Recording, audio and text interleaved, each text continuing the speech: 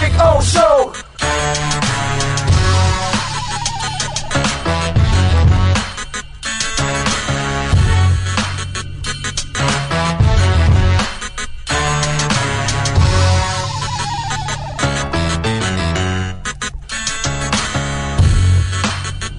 This is the big old show. This is the big old show.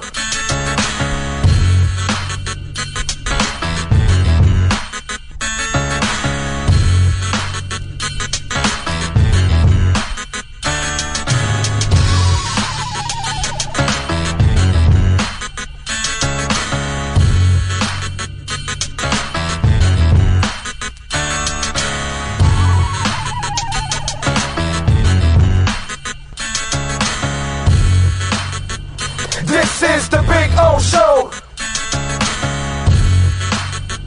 This is the big old show. This is the big old show. This is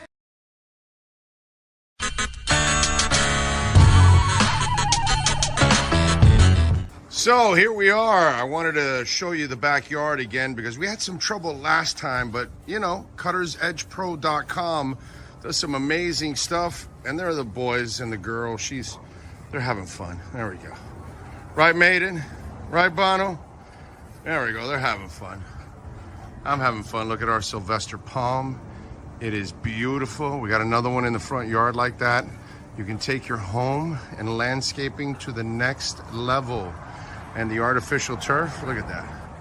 Look at that. The two dinosaurs going at it, huh? Look at that. Gotta love the dinosaurs. Look at them. They like to bite each other's legs. That's what they do. They play with each other and then they bite each other and they piss each other off. It's fun. One is Bono, which is the one farther away from you, and Maiden. She's the girl right here. She's a badass. That's for sure. So anyway, see the flowers are coming out. Very nice. Cuttersedgepro.com, folks. This big tree there will start budding that I'm showing you there soon. It'll have all kinds of flowers. I'll post another video and I'll show it to you. This is a backyard where everybody gets to hang out. Over there in that corner there, I put the barbecue and cook. So that way it's the farthest away from the house, you know. If I light myself on fire or somebody else, we're out in the corner away from everybody. There you go. So you're getting some flowers coming out, which is a beautiful thing. And I swear by this artificial turf, it always looks phenomenal. I don't have to cut it. I don't have to water it. And so I'm saving a lot of money, hundreds and thousands in the long run, because I'm not watering or, of course, cutting the grass. And you know, here in South Florida, we cut the grass like every 10 to 14 days.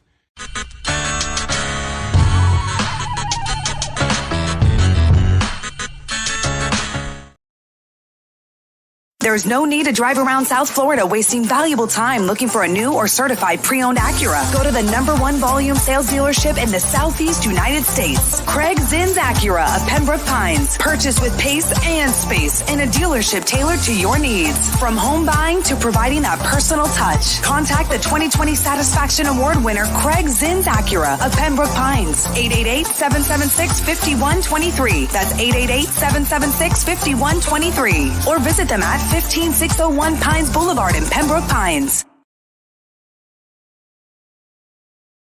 Welton Rayom has more than 62 years of litigation experience handling insurance disputes. They're committed to resolving even the toughest insurance claims quickly.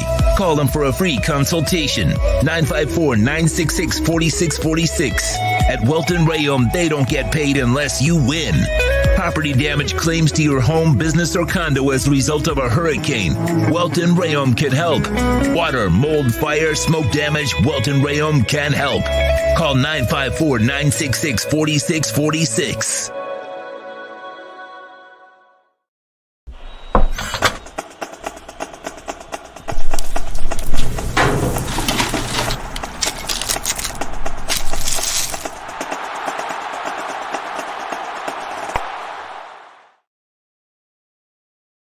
When When you move, you need a reliable company led by passionate folks, eager to assist its customers during a transitional process that needs to be smooth.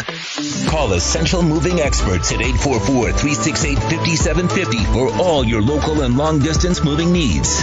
You can rely on Essential Moving Experts. Mention the Big O Show and get $150 off.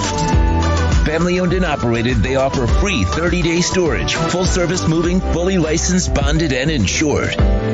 Moving was never so easy. EssentialMovingExperts.com. If you're a Miami sports fan, then there's only one store to go to, and that's Caneswear at Miami Fanwear in Davie. They're your one-stop shop for all your inner Miami CF, Canes, Dolphins, Panthers, and Marlins merchandise. They have hats, t-shirts, game day jerseys, and so much more. Located at 2511 South University Drive in Davie, and open 24/7 online at Caneswear.com or InnerMiamiWear.com. Call them at 954-835-5597. Caneswear, the spot where Inner Miami and all Miami sports fans shop. For over 16 years, EJDconstruction.com has provided South Florida residents quality craftsmanship, accurate project management, and exceptional service. That's why EJDconstruction.com is an A-rated member of Angie's List and the Better Business Bureau. When you're looking for the right custom home builder for additions or home remodeling, please call my friend Eric at 305-433-4843. That's 305-433-4843 for EJDconstruction.com.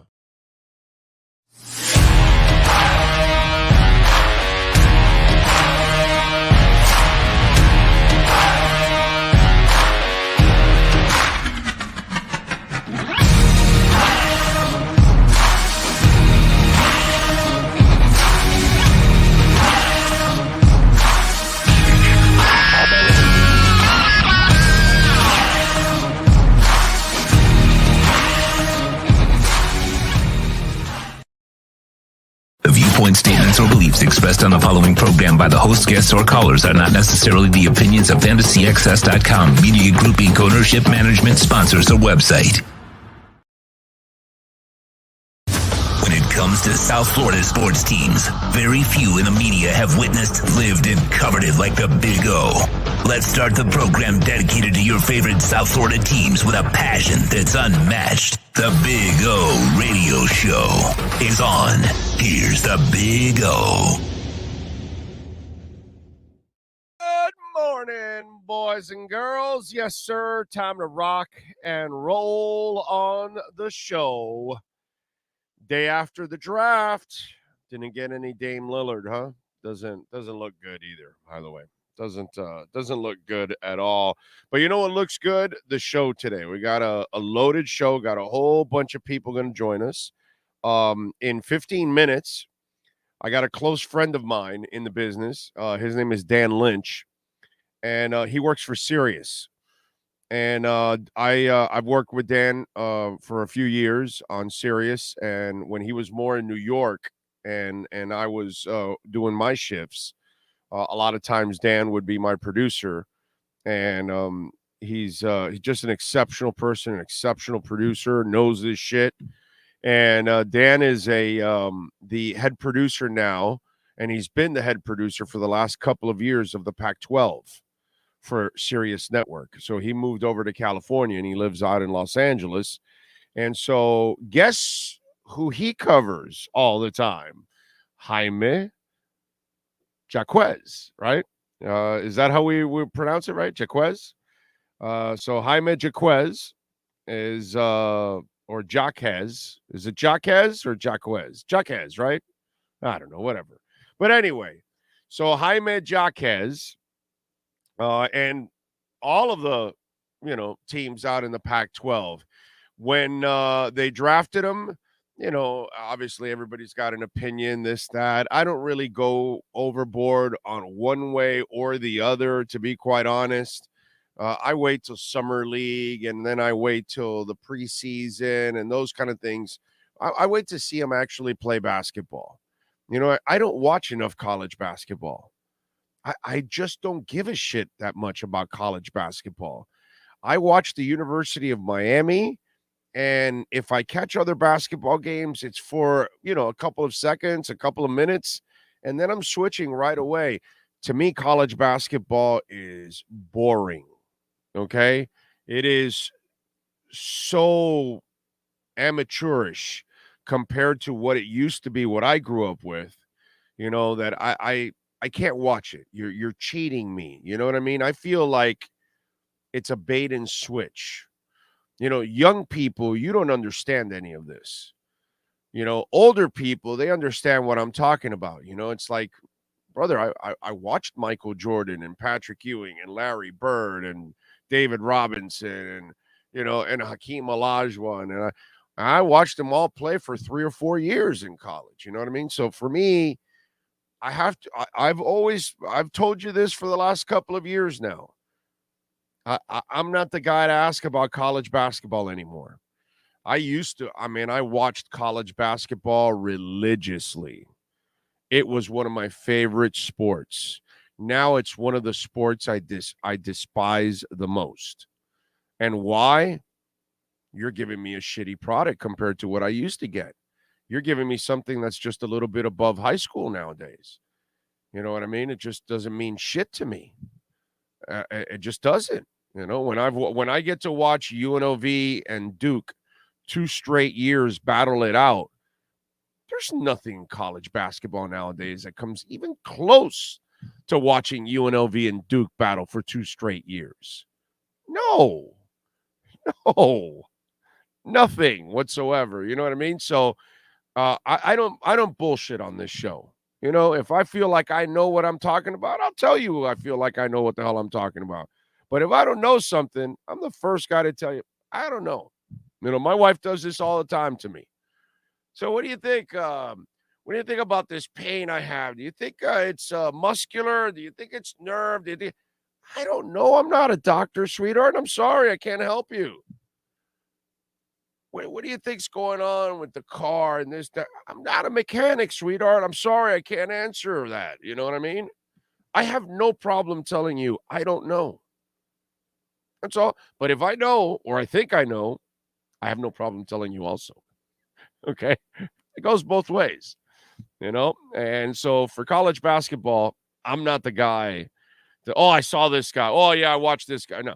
I used to be able to tell you, I watched this guy for 3-4 years at this school. Yeah, because I watched it all the time. I watched him in this situation, that situation. I used to know the college draft inside and out, dude.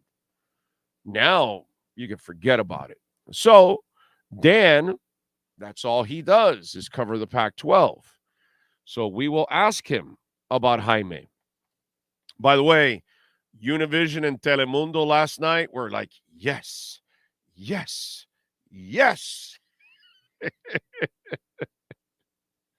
got a guy that speaks Spanish on the Heat now. They got their go-to guy after the games now that they can go talk to. I'll tell you this. I watched his highlights. Total Heat player. Smart, passes the ball, has great vision, plays without the basketball, super crafty around the basket.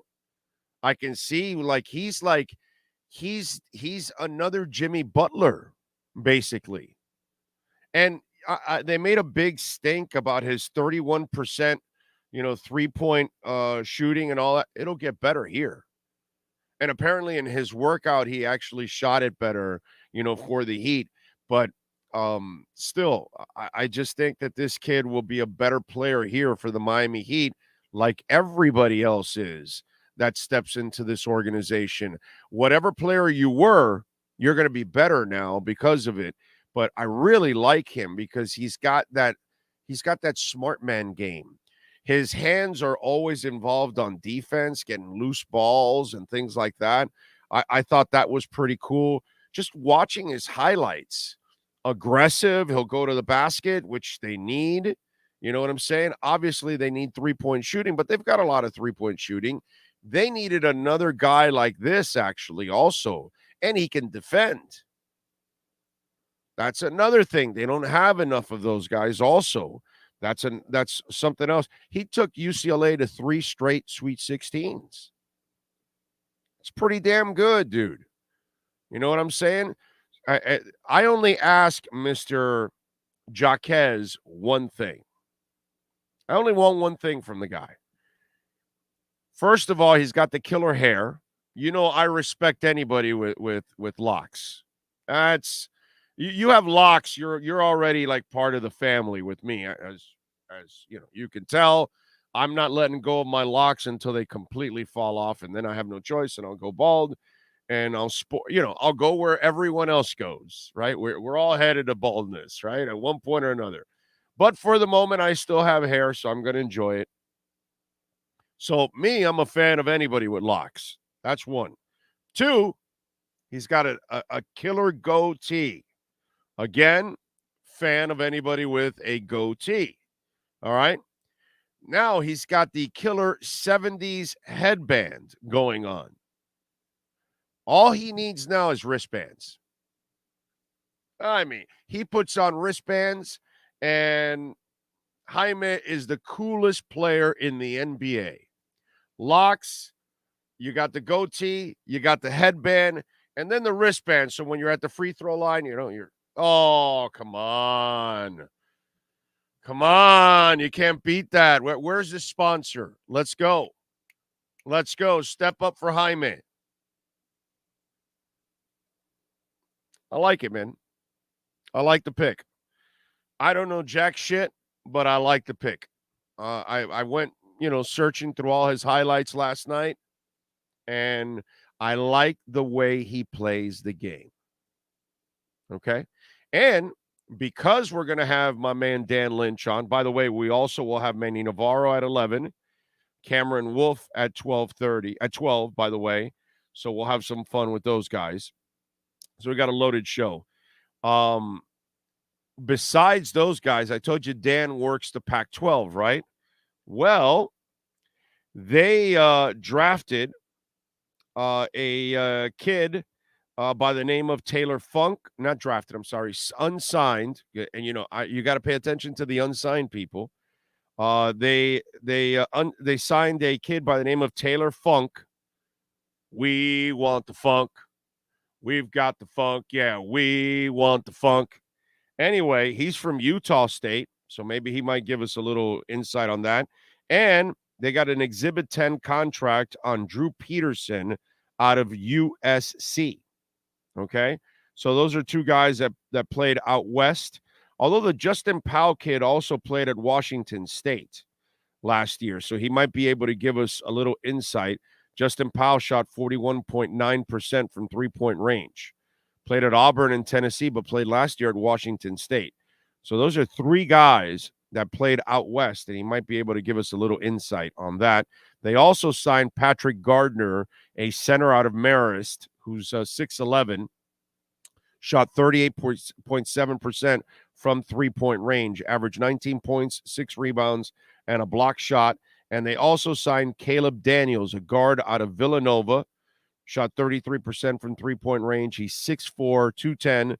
So they've already signed 4 guys as I steal 5 guys. And I stole all this work from the ever tireless or never tired, shall I say, Barry Jackson. And I saw his article this morning of all the guys that they got. And we have to pay attention to these undrafted guys, because you're not going to be shocked, and I'm not going to be shocked if one of these 5 guys actually turns out to be a decent player, right? Because Highsmith also came out of nowhere, like a lot of other guys. And it's just one of those things that you just never know with the Miami Heat. So you guys can tell me what you think on the chat board about Jaime, if you like the pick or not. Let me see what you got here. Let's see. Brian Walters is number 1 in as we do a little roll call. Says, Big O and Sean, I hope you are having a freest or I guess Festus Day or Festival Day, or I don't know what the hell you mean. And everybody smash the like button. I thought Marlins were going to lose, but yeah, hell of a comeback yesterday. Garrett hit a nice dinger there. Chapman is in the house. Zorria out in San Jose reminds everybody to smash that like button. John Padilla, Omar Lopez, Nizzle, Isaiah, Jay Gelfin. Let's see. Yes, last night the U had 2 players drafted in the second round. We had Jordan Miller go to the Clippers at number 48, and at number 55, Isaiah Wong went to the Pacers. Let's see. Emilio Hernandez is in the house. Kyle Cockrell, Rick DeMan, Arcarillo, 2 a time. Chad, Cap for life. Emilio says, I was really hoping we'll get a chance to meet 2 a time on the live yesterday. I'll be in Miami next week through the 10th. I'll be looking to come meet O and Sean personally. Well, you better. GP Trap is in the house. GP Trap. Thank you, sir. He gave me this hat. Very nice of you, GP Trap. By the way, this is one of the most comfortable hats that exist on the planet. Okay?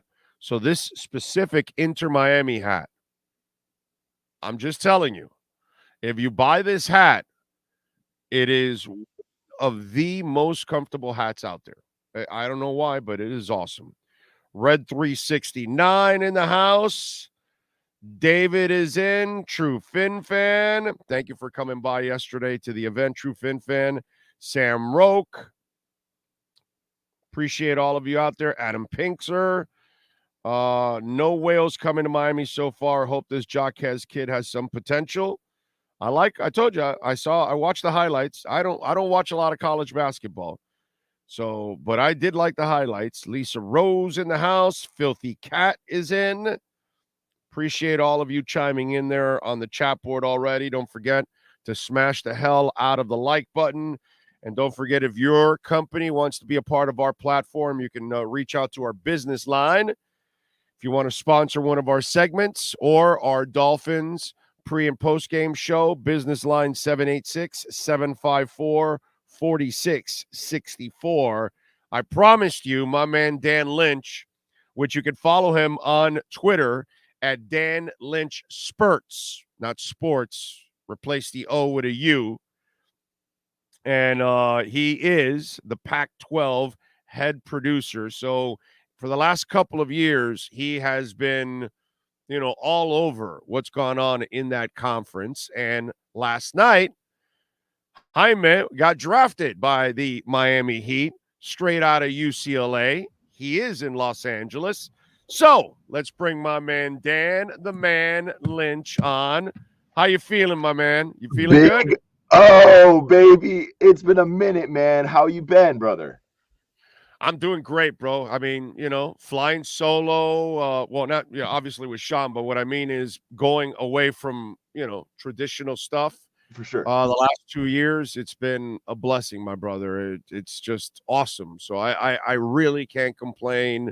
The following has been strong. People have supported the platform. So, I can't complain, brother. When you can do things on your own and survive, that's all I can ask for. You know what I'm saying? No doubt, man. Well, you look amazing. And you know who else looks amazing? Jaime Jaquez in a Miami Heat uniform. I mean, listen, I tweeted at you last night. The second I heard that pick, I automatically thought of you. I was like, this guy is tailor-made for Miami. So we had him on right before or right after the season ended, right when UCLA got kicked out of the tournament, and he took his first ever spring break trip to where? Miami. And absolutely fell in love with the place. Like, he was having the time of his life, living, on some yachts, doing some jet skiing. And, I never really kind of put it together, but it made so much sense that they told us months ago, the universe told us months ago that Jaime was going to end up in Miami. But really, when you think about it from a basketball standpoint, unbelievable fit. Like, the kid, he's not even a kid. This guy is a man playing college basketball. 6'7" frame, big body, could get up and down the court, fits perfectly in that Spoelstra offense, and he plays defense. How many times do we see college basketball players, can't make that next level? Defense is a lost art, dude. Right. Yeah. That does not happen at UCLA with Mick Cronin. So I saw in the highlights, and again, I know it's highlights, but his hands are super active in the passing lanes and things like that. Like he creates dude, he reminds me a lot of Jimmy Butler with the craftiness around the basket, the anticipatory skills of the passing lane and deflecting passes and all that kind of stuff. There's a lot of Jimmy Butler in Jaime. Am I right or wrong here? I don't think he's as athletic as Jimmy, but yeah, same type of body frame, same type of like, hey, he's thinking down the court the entire time. Right. He's not like trying to go backwards and let's slow it down. Like, no, he's going to move the ball. And when you meet him in person, you see him in person, he's bigger than you think he is. He's an NBA sized guy already. Like when you look at most of the draft, right? A lot of these guys are young. Jaime is a senior, and he technically could have came back one more year to UCLA if he wanted to. And some people were like, hey, maybe he would, because most of the draft and most of the mocks did not have him in the first round until like Monday. So he was kind of like an in-between player, but I've been watching him for the last four years out west and been extremely impressed with him. I think if he played on the East Coast, played at any other schools in the Midwest, his name would have been a lot higher. But unfortunately, he plays in the Pac-12, which, listen, we have unbelievable talent, but you guys on the East Coast just don't want to stay up and watch. That's really what it comes down to. Yeah, no, of course. By the way, let's see. Here we go. Justin Powell played at Washington State, just signed with the Heat. Taylor Funk played at Utah State, just signed with the Heat. Drew Peterson signed an Exhibit 10 contract, USC forward. So let me ask you, he also about Drew Peterson, the forward from USC, since it's right in your backyard? Again, was he didn't get drafted, right? No, it's an Exhibit 10 contract. These are after the draft last night. In the middle of the night, they're signing these undrafted guys. And here in Miami, we actually give a shit about the undrafted guys because, dude, it started with UD, and it's just continued over the years under Riley that they find gems every once, and now lately they've been finding a lot of gems. Yes. So that's why I have to ask you, what do you know about Peterson? Peterson should have been at least a second rounder. He should have been drafted. Again, it kind of goes back to the argument that I just said with Jaime, where last week he wasn't even invited to the green room. He was maybe being mocked in the second round. I think Peterson, if he played on the East Coast, if he played in the middle of the country, if he played at a bigger program, other than USC basketball, probably would have slid into the second round. Drew is a slasher, another big body who could rebound. And, I wouldn't say as athletic as Jaime, but Jaime and Drew went up against each other for the last 4 years. So you bring him in, and no matter what role he has, if he's going to be playing in the G League or the practice team, he's going up against Jaime, and he knows how to get into Jaime. Like that, that's just like thinking ahead forward. Like, all right, let's think about practice right now for our number 18 pick. All right, we're going to bring in a guy who is his rival at USC, who they had battles against each other. And sometimes Drew would get the better of Jaime, and Jaime would get the better of him.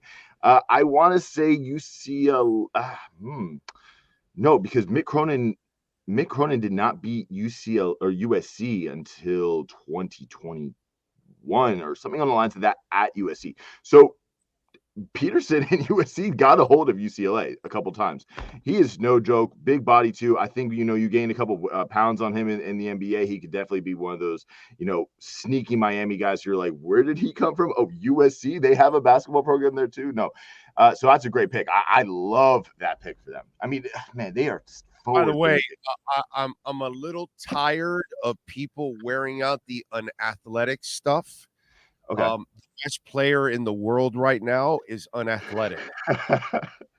You're so right. Okay? You're so right. Okay? I mean, yeah.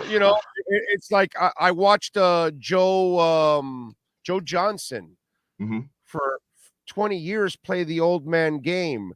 That's what I noticed about Jaime yesterday. Well, he's unathletic. No, dude, he's smart. Watch him. He knows how to use his body to defend the defender from his body and the ball. He knows how to play the game the smart way. Adrian Dantley was slow. Bird wasn't like super athletic or anything like that. Jokic doesn't move around like Olajuwon or Bam Adebayo or any of that kind of fluidity. and yet, but he is smart. You know what I'm saying? So there has been a lot of players over the years. Dude, Paul Pierce made a living his last like 12, 14 years in the league of playing old man basketball, because old man basketball flies as long as you know positioning and how to put your body. Moses Malone played an old man game. He could jump this high for years, and yet he would get 17 rebounds. And why? Because he bodied your ass out of the way before he got the rebound, because he knew how to play the game. And to me, that's this unathletic stuff. Come on, dude. I've seen the guys that are super athletes and yet don't become terrific basketball players. Yeah, so it's about becoming a basketball player, and that's what I see in Jaime. I mean, Jaime, he comes from a basketball background. His little sister also plays at UCLA. She was a freshman last year. California State legend when it comes to high school basketball. This guy is amazing. And, honestly, I believe he's like the 6th or 7th Mexican ever drafted into the NBA. So there's a lot of, a lot of things riding on this guy, and he's capable of absolutely handling absolutely everything. I think you gain a couple pounds on him too in the NBA. But the biggest thing that he took away from UCLA that every single time is the guy almost never missed the game. You could seriously see him out there every single night. If he was a little hurt or not, he would be out there giving full effort. And that's a trait that you can't take. You can't teach. You either have it or you don't. And when the NBA, you need that. And he is a tough SOB. So I tweeted at you last night. And I was like, honestly, this is the pick of the draft right now. And to go to Miami of all places, LA to Miami, come on. Oh, that's amazing. Man. And one of the things I noticed, which I think the Heat must love, he plays terrific with or without the basketball. His awareness on the court, setting his teammates up, or waiting for the right moment to make a cut to get the pass. I mean, his intelligence, awareness, his vision. I was really impressed with that with Jaime. I think about this now, right? Like, if you put Jaime on that championship team, like against the Nuggets, do I think they win? No. Do I think they steal a couple games? Yeah. And I'm saying like with Jaime with a year of experience, not just like, like playing like right in, right? Like let him play his rookie year. If he's on that roster, man, that's a really sneaky piece right there. But now you add all these like undrafted guys in, man. Miami is, watch out. They're secretly my favorite right now to go back. I mean, why not? But yeah, Jaime is an amazing guy. And, we've had him on a few times. Great kid. I shouldn't even say great kid. He's a college graduate. I mean, he's a man. He's a great man. And I think he's just like the most NBA ready guy in the entire draft. So, man, all right, go Heat, brother. You gave me Jaime. You gave me Drew.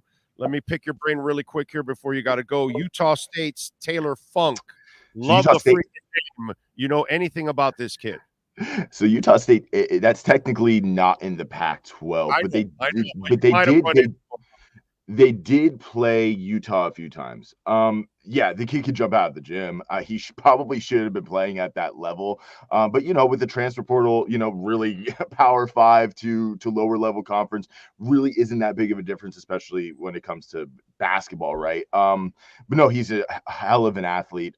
Again, I think he's the type of player that you won't probably see on an NBA roster for at least 2 years. Maybe you let him hang around the G League, but he's gonna be a great practice player too. Like that, the Heat practice team is so impressive, and I think that's like another element of why Miami continues to be so good every single year, is because they have so many layers to greatness on that team, so many different type of players, and the culture there is just set. So when you had a guy like him in there too, who could jump out of the gym, really just move around really fast, why not? He's one, and if you give him a chance like that, building in the culture of Spoelstra, and wow, yeah. So like I said, I've seen him play a few times, but wait a minute, you're telling me he could jump out of the gym? So on a big dunk, I can see the crowd going, "We want the funk.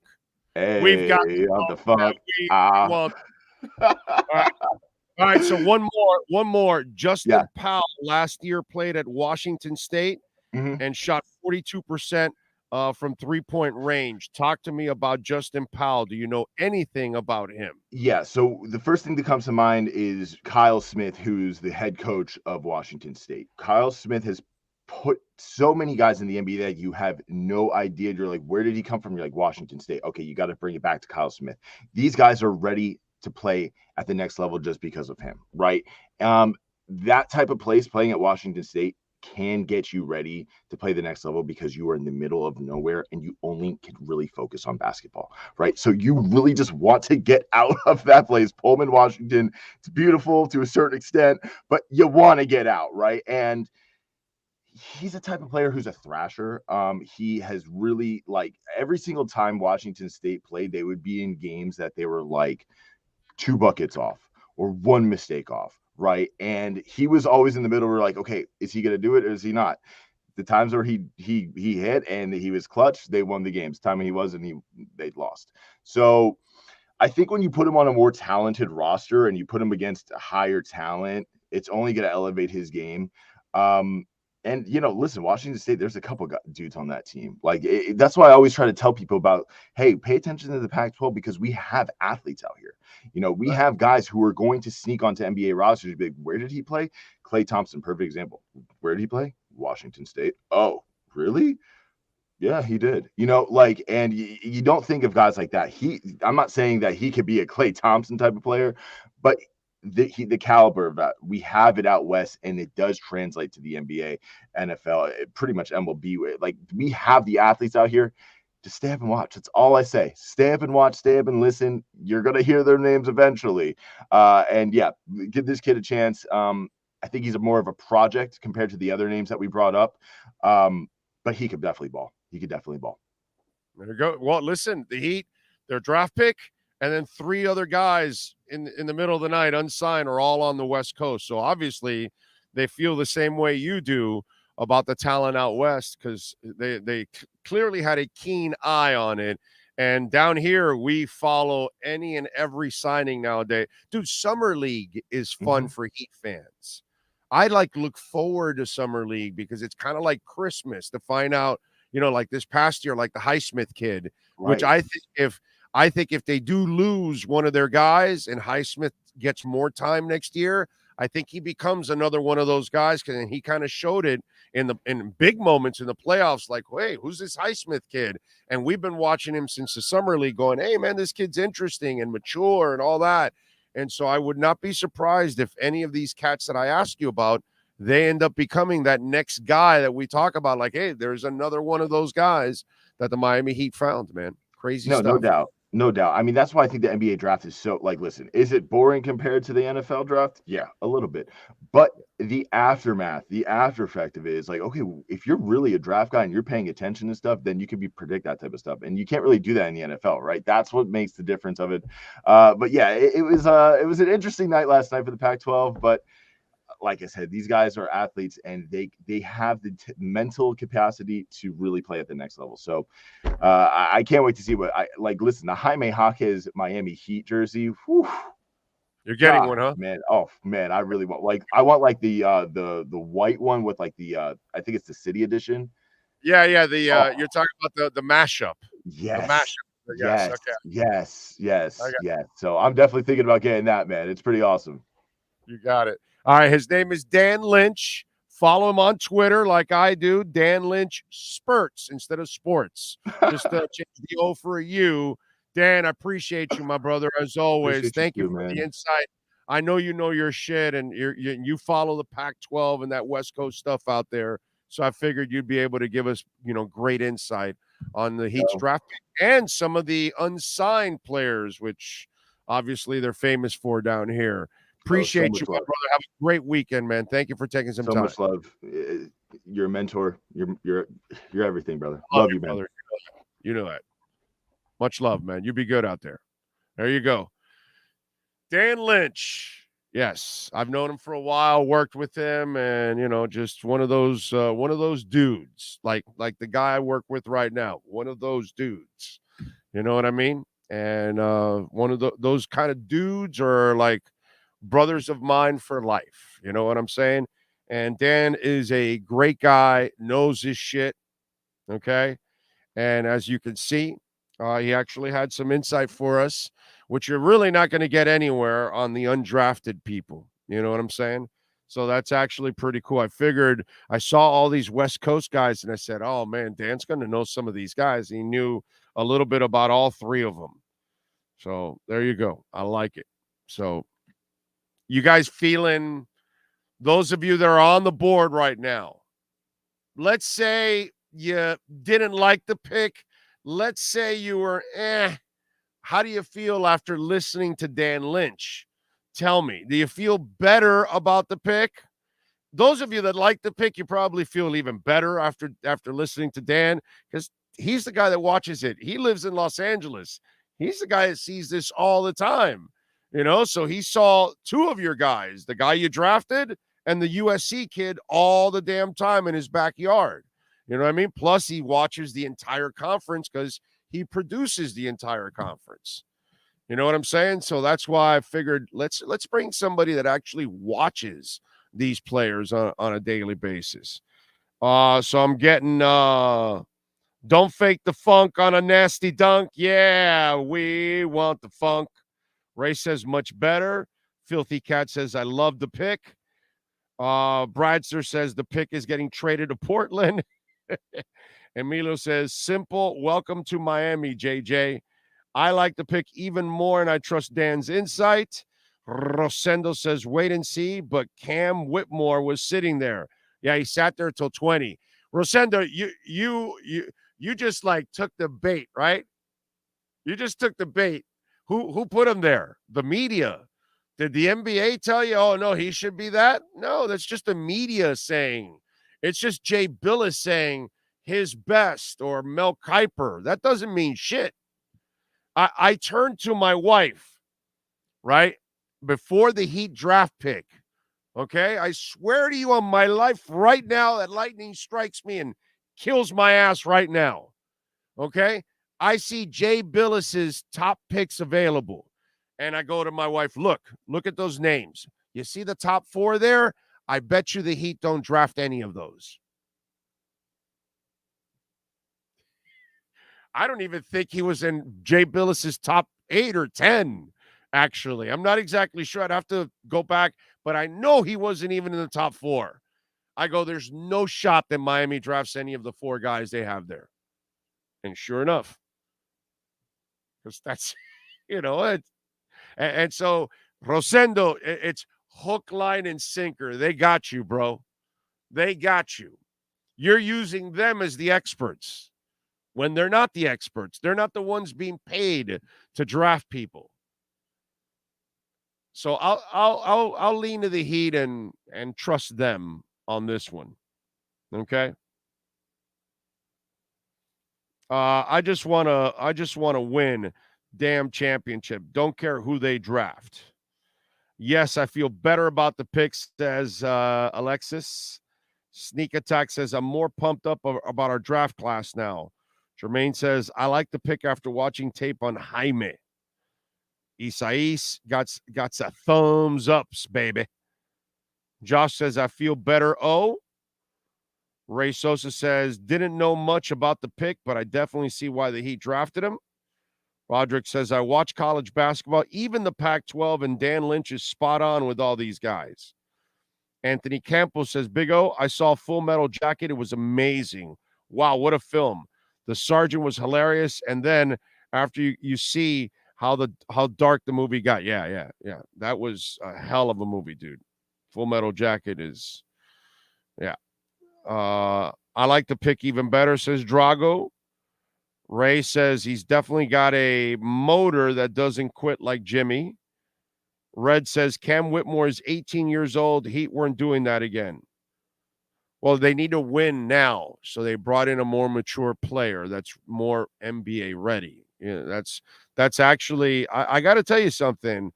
A Red 369. That's a very intelligent and forward thinking type of point of view there on your part. I like that, dude. I like that. That's probably the Heat's thinking that, hey, man, our team is ready. We can't go developing a guy and wait for him 2 or 3 years. We need somebody to help Jimmy now And if we can't get a stud, let's get a guy that's more NBA ready. I like that thinking, Red 369. I think there was a lot of that involved. Very good by you, bro. Jermaine says, I like the pick. Hopefully Spo will play him. Spo plays. If you earn it, you play. I mean, he like the aforementioned Highsmith.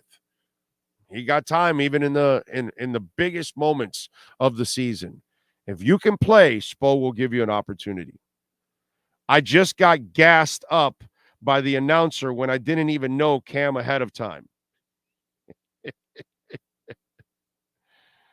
Let's see. See UCLA play one game the last 10 years, and I remember this kid. He's a Heatster based on the highlights I watched last night.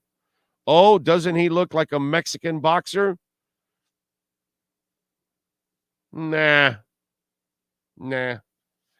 And any change in your opinion on Lillard from yesterday? I think he's going to ask out in the coming days. I don't think so. Let's get into that. I think the news is not good on Damian Lillard. Wait a minute, hold on a second. Breaking: the U.S. Supreme Court sided with Coinbase in a ruling that reinforces the ability of companies to channel customer and employee disputes into arbitration. Ha! Screw you, Gensler and the SEC. You dogs are going to lose everything. That's why the IMF came out and said, yeah, no, it's probably not a smart idea to ban cryptos. Oh, really? So now you want to start telling the truth to the human beings out there in the world, IMF. Huh? IMF was threatening countries to not help them in loans because their economies are crumbling. Oh, we'll give you this money, but you can't accept crypto in your world. You want the money? You want to feed your people? You can't accept crypto. You can't take Bitcoin because it's going to put us out of business. Scumbags. I wish all of you would follow the things that really are going on in this world just besides sports. Anyway, so let's get into why Damian Lillard is not coming. He's not asking for anything. Again, let's go to the tireless, the hardest working writer I have ever met in my life. And I'm 56 years old, and I've met a lot of writers. And yeah, I'm going to insult a lot of writers out there, but all of you don't work harder than Barry Jackson. Barry Jackson, as always, just never stops. Just is like a machine. I don't think Barry Jackson's human, by the way. I think he's the first android out there. He's like the first, like, what is it that I call LeBron James? I call LeBron James a damn it. What is it that I call LeBron James? A cyborg. I think deep down inside, if you broke down Barry Jackson, it's a cyborg inside there. Anyway, so his article late at night, like at 3 a.m, from ESPN Jeremy Woo. Oh no, wait, I'm sorry, that's wrong. That's right. Here we go. That's wrong. Here we go. Oh, damn it. Where are we at here? Why does it keep refreshing? This is like annoying as hell.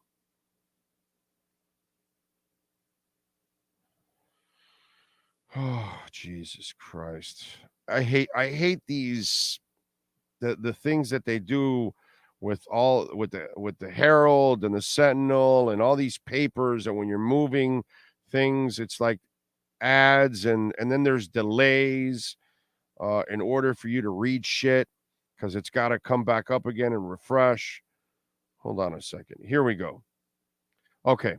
Any hopes of a quick resolution with Heat target Lillard seemingly dissipated late Thursday night with the report that Portland guard won't immediately ask for a trade.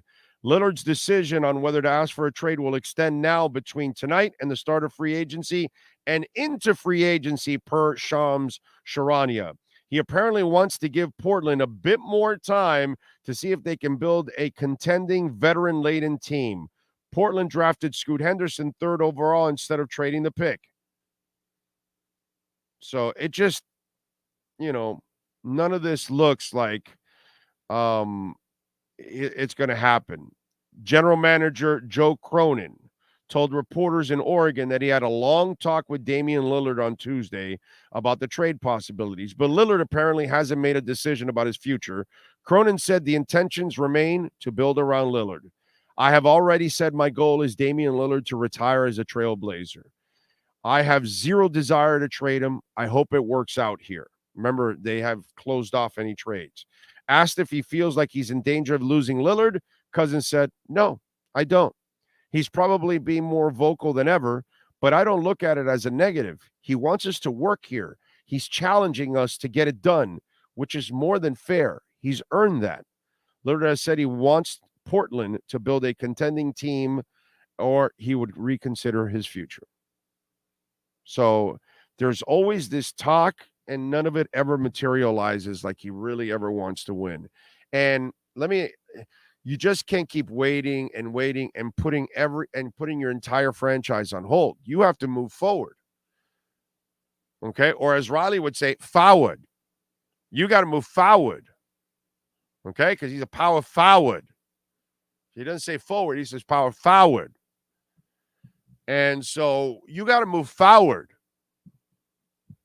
And that's what the Heat are doing. And they're building their team. Like, if they can't get that other star that they desperately need, and that's been a problem for Riley, everything's been fine with the Heat organization. Exceptional. The run they've been on, nobody does better than what Spo and Riley and Butler have done in the last 4 years with what they have. They have had a problem getting that other star. Okay, Riley has had a real problem in recruiting and landing that whale. He hasn't landed his own whale in 20 years. So that's the only sticking point right now. But the rest, the drafting, the developing of players, Spo, everything's exceptional. Okay? So if you can't, again, land that star that you need, you got to continue and build the team around. So they went and found more three-point shooters to develop just in case you lose any of the current ones you have. Okay? And you went and got yourself a guy in the draft that can help you as soon as possible because he's mature. His game is mature. His mind is mature. His body's matured. Why? Because he's played basketball for 4 years. He's not a one and done. So you had 4 years to assess this young man and see him in all kinds of situations. I think that's incredibly important. That's what a lot of us older people grew up with. Watching guys playing college for 3 or 4 years, that's why we all knew these players better. You know what I mean? Now, with all the one and dones and the guys going to the G League and the guys going overseas, and what was the stat yesterday? 4 out of the first 5 picks came from 4 different places. Right? I think it was. Like, there's 4 different avenues to get to the NBA. If you look at all the picks, where it's a G League, whether it's high school, whether it's Europe, I mean, it's just there's all the avenues that didn't exist 20, 30, 40 years ago when we were watching basketball. It was strictly college.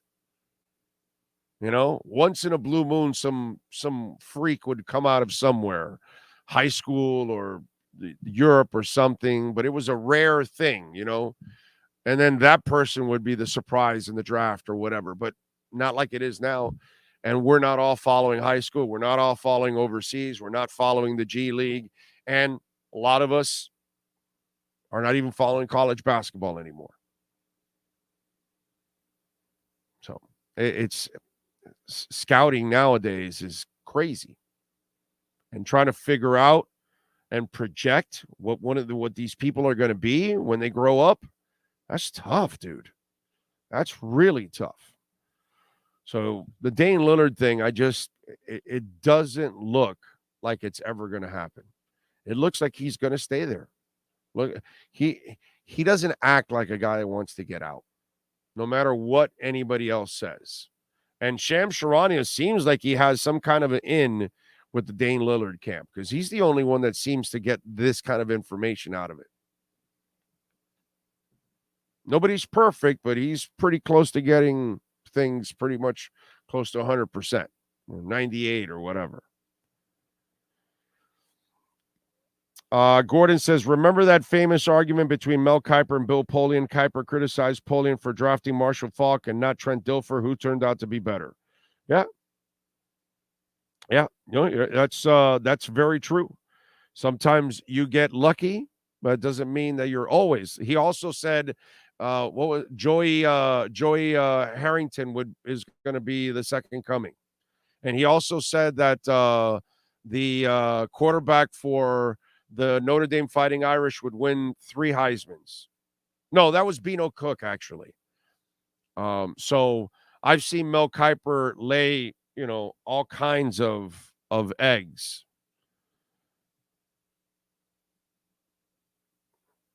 You want to play this game? I'll play the game. I love. There's a friend of mine that I always have these discussions with him, and he rarely has any like real evidence. And so, and usually when I come back at him, I like show him like physical evidence, like stuff that really matters, and that actually, there's facts behind it. So let's see where we're at here. Let me see if I find this. And you guys can have some fun with this. Because I love when somebody goes with the outliers. Because I know I have it. Now, finding it, of course, is going to be the mission, because I have so many damn sound bites. And I always wonder about these things. Let's see. And I think that's the key, Chris, when you look at a quarterback like Joey Harrington, we talk about leadership, and we go back, and I'll tell you, if I didn't think Joey Harrington and David Carter played, I'd tell you, I think they would be overrated. I'd push them down to 30th, 50th, I'd Jeff George 84th, higher 30th. I don't see anything with Harrington or Carr that you can't say is a question mark in terms of them becoming a quality starting quarterback. Sure, you can say Carr's a sidearm delivery. You can say Harrington doesn't have the gun. There are a lot of quarterbacks that don't have tremendous arm strength and win Super Bowls. So to me, if I thought they were overrated, I'd tell you. I don't see that happening with these two. I think they're going to both be solid or much better than that at the pro level. And I think when you look at Carr and Harrington 3-4 years down the road, you are not going to call any one of these two players a bust or a disappointment. Well, Carr and Harrington. I left out Carr. I told you Harrington. With the 8th pick in the 2012 NFL Draft, the Miami Dolphins select Ryan Tannehill, quarterback, Texas A&M.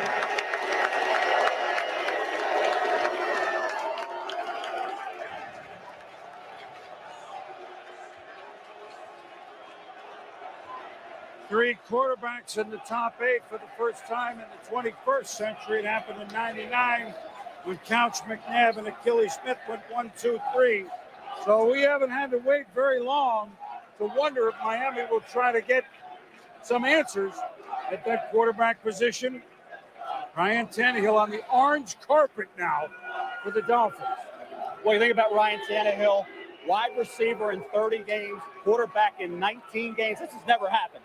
Top 10 pick for a guy who was a position change, and a quarterback, he was a wide receiver while the other guy was playing quarterback, wasn't even drafted.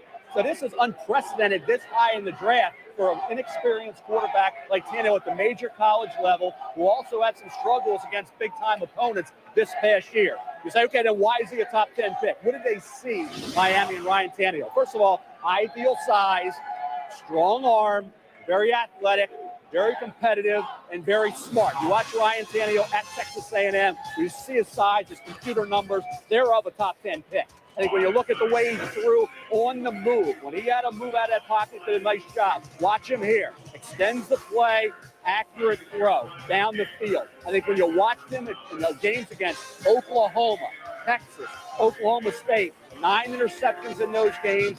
Game management's an issue. Forces the ball into coverage. Questionable reads. Too many ill-advised throws. What he's got to do, hey, throw the ball away. Don't force the ball. Let the fight another day. I think that's where you talk about running a little hot and cold, leaves you scratching your heads with some of his decisions. Basically needs a lot of work. In Miami, Mike Sherman will develop him. He'll sit behind either Matt Moore or David Garrard. And in a second year, third year, when they think he's ready, then we'll see what Ryan Tannehill has to offer. There you go. Mel, first, whose stock is rising? Tarvaris Jackson, Greeny, a quarterback out of Alabama State, arguably the strongest arm of any quarterback in this draft. You could see Tarvaris Jackson end up maybe in the 3rd or 4th round. He has moved up dramatically over the last couple of months. On the defensive side of the ball, a kid to watch is Manny Lawson from NC State. Tall, angular defensive end, combo defensive end, outside linebacker with great pass rush ability, Greeny. This is a kid could go 18 to Dallas or drop down to 29 to your New York Jets.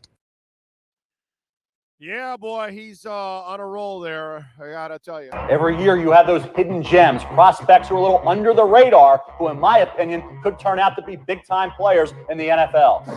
Leading the way is Alabama State quarterback Tarvaris Jackson. The 6'2", 224-pounder has one of the strongest arms of any quarterback in this draft. If he can improve his touch and accuracy, Jackson has a chance to be a starting quarterback in the NFL down the road. He could end up in the 3rd-round mix. Keep your eye on offensive tackle Paul McQuiston from Weber State. The 6'6", 313-pounder was a man among boys in the Big Sky Conference with his long arms and excellent feet, along with improved technique. Expect McQuiston to land in the 2nd or 3rd round.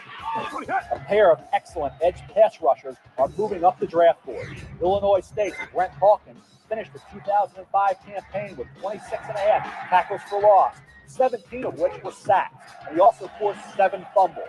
After dominating at the Division I AA level, Hawkins could end up in the 3rd-round area.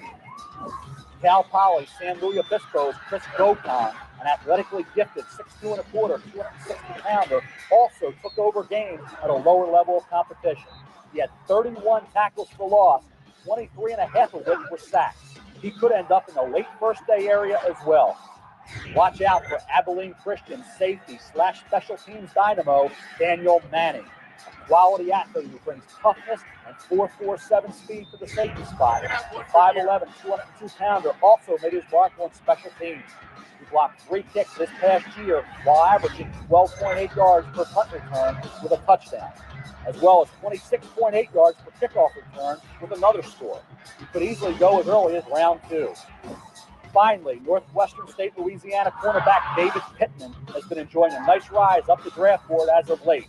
He had a nice week for Senior Bowl practices and is viewed as one of the top nickelback prospects in this draft. He could end up in round 3. Yeah, no, Mel just drops, he hits on so many Rosendo. So many. Yeah. The media is the one that's going to lead you down the path there. You follow it. You go ahead. So, anyway. Yeah, traumatic memories. Sorry about that. I'm sorry, Isaiah, but I had to kind of like refresh Rosendo there a little bit because, he fell for the hook, line, and sinker on the kid that was available. Wow, they haven't drafted him. Oh my God. The Heat should have drafted him because the media says so. Oh man. Anyway, do these guys list them to themselves after the draft is finished how bad they are? Oh, do they listen to themselves? I think it was you're saying. Probably not. Big O, you trying to give us the shakes, replaying all these loser draft opinions, listening to Tannehill takes is giving me a headache. We talked about Tyreek Hill yesterday. Let's see. Terminator 22, we talked about Tyreek Hill yesterday. And what's the other one I saw? Shang Tu Shung. We talked about the idiots in the sub that blew up yesterday. Yes, we talked all about it. And yes, for those of you just tuning in, I don't have sympathy for the sub people. I just don't. I really don't. You know what I'm saying? A billionaire that owns that company or whatever, and he's one of the people that died in it with his son, by the way. The moron took his son down. He's quoted as saying, you got to take chances. If you're trying to be too safe in life, then what are you doing or something? It's like, oh, really? So safety's not an important thing. Okay. So, yeah, we talked about it already yesterday. You should tune in and listen to yesterday's conversation. Lots of cold jokes, too, along the way.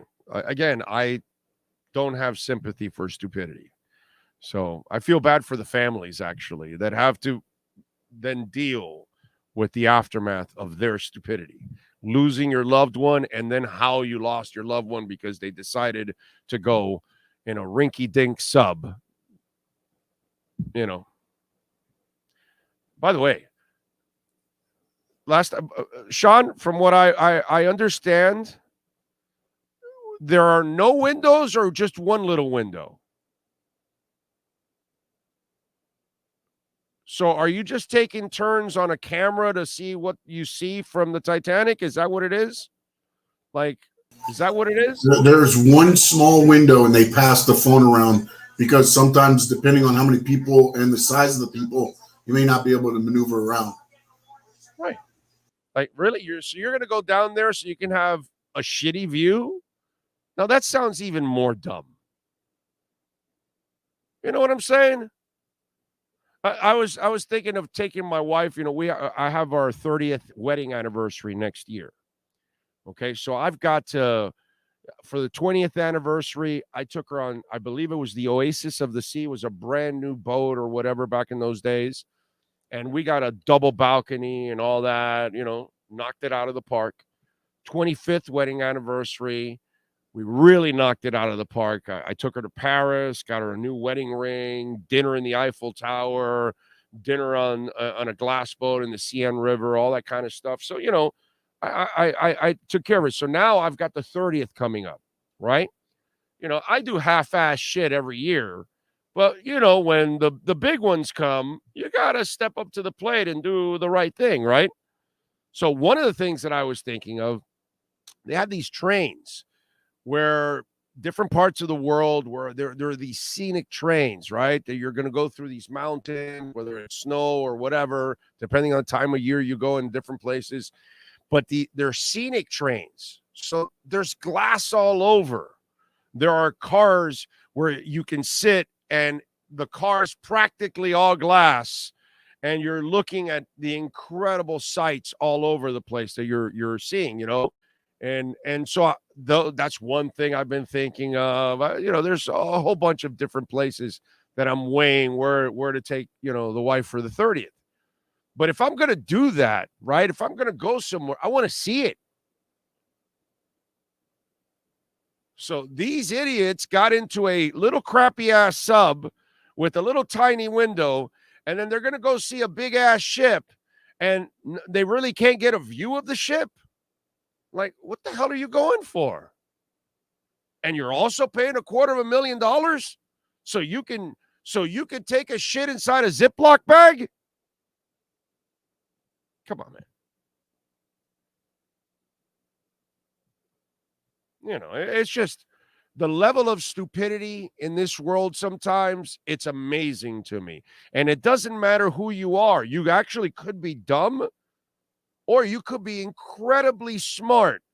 And the stupid things that people do, it's just baffling to me. And to me, that was incredibly stupid. And then they ended up sadly paying for it with their lives.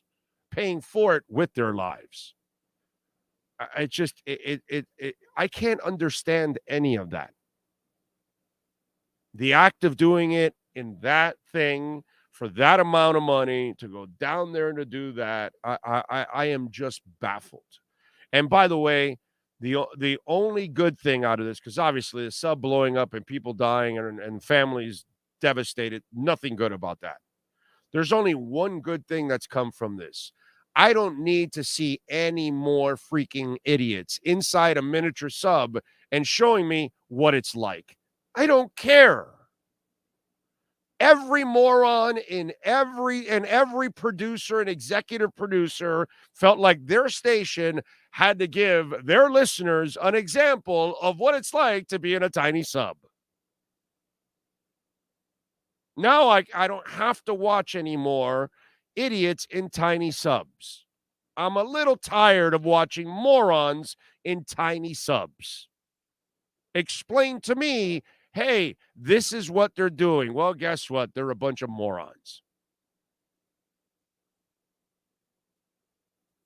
By the way, do they give you the gallon size Ziploc or do they give you the sandwich size Ziploc? I'm not what happens? What kind is it a freezer bag?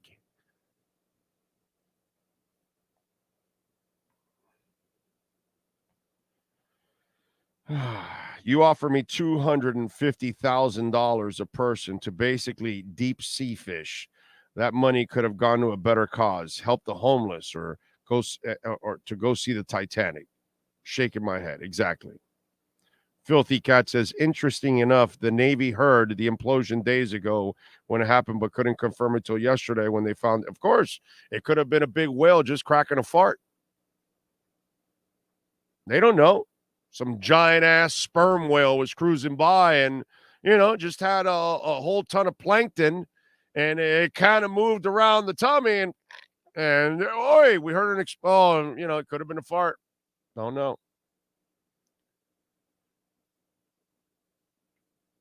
I don't know why they're going down there. If you need to see what's down there, there's an unmanned sub with a better camera you can see from up top. Safe. How about this, Drago? Go to YouTube. It's already filmed. It's already there, bro. Just go to YouTube.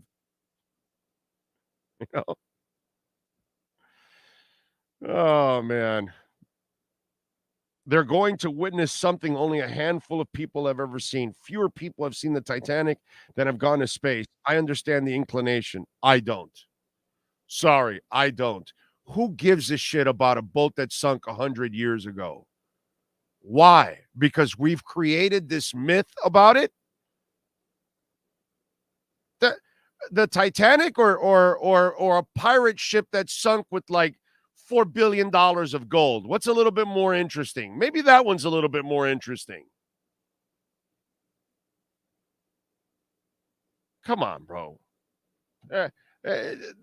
Wanting to see the Titanic, like I said the other day, ¿qué clase con mi mierdería tienes? No joda. Please. There's a lot more things I want to go. You know what? Instead of the Titanic, you know what is Titanic? Front row of watching a Beyonce concert. See that smoke show up close. That's a lot better than the Titanic. Okay, and I'm not even into her music. I'm just saying, if I'm going to see a ship, there you go. That's my kind of ship. You want to see something really cool? Go see the Eiffel Tower. Millions have seen it. Guess what? People will love it when you go see the Eiffel Tower and you take a picture with the Eiffel Tower because everybody loves the Eiffel Tower. The Titanic is about death, depression, destruction, and now we added more death to it. The Eiffel Tower is about beauty and amazing and great memories. And I went for my 25th wedding anniversary. So whenever I see the Eiffel Tower, oh shit, look at it. It's in my studio every damn day, the Eiffel Tower. Do you think I have the Titanic lit up in my studio? Why would I have the Titanic lit up in my studio? I have the Eiffel Tower. I'm into happiness. I'm into good things. The hell do I want to go see something depressing like the Titanic in some cold-ass, murky water in a sub that I could have gotten from a comic book when I was a kid?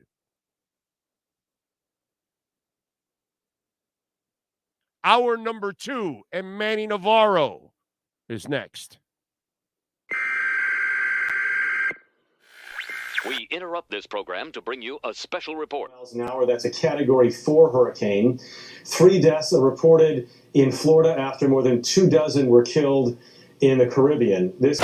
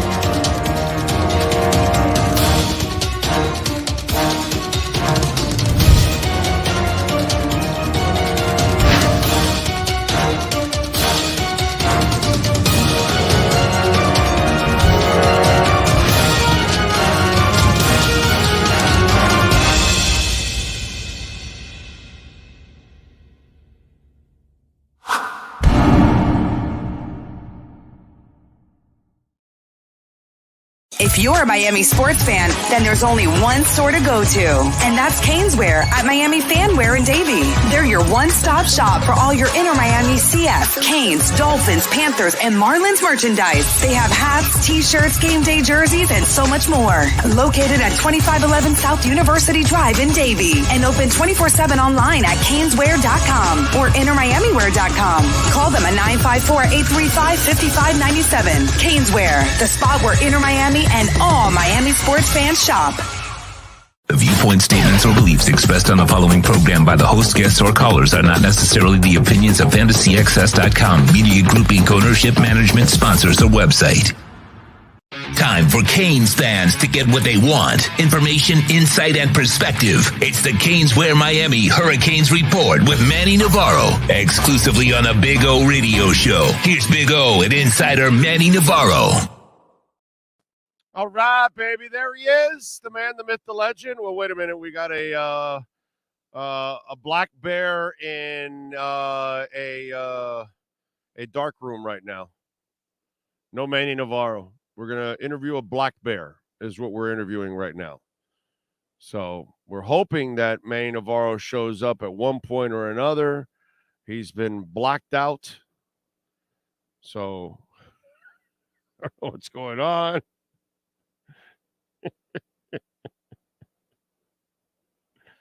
But we'll get him on now.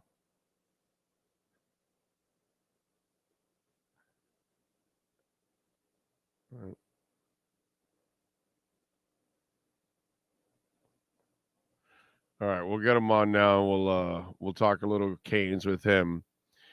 By the way, Giovanni wants to remind you that his fishing dinghy sank about 5 years ago in his canal.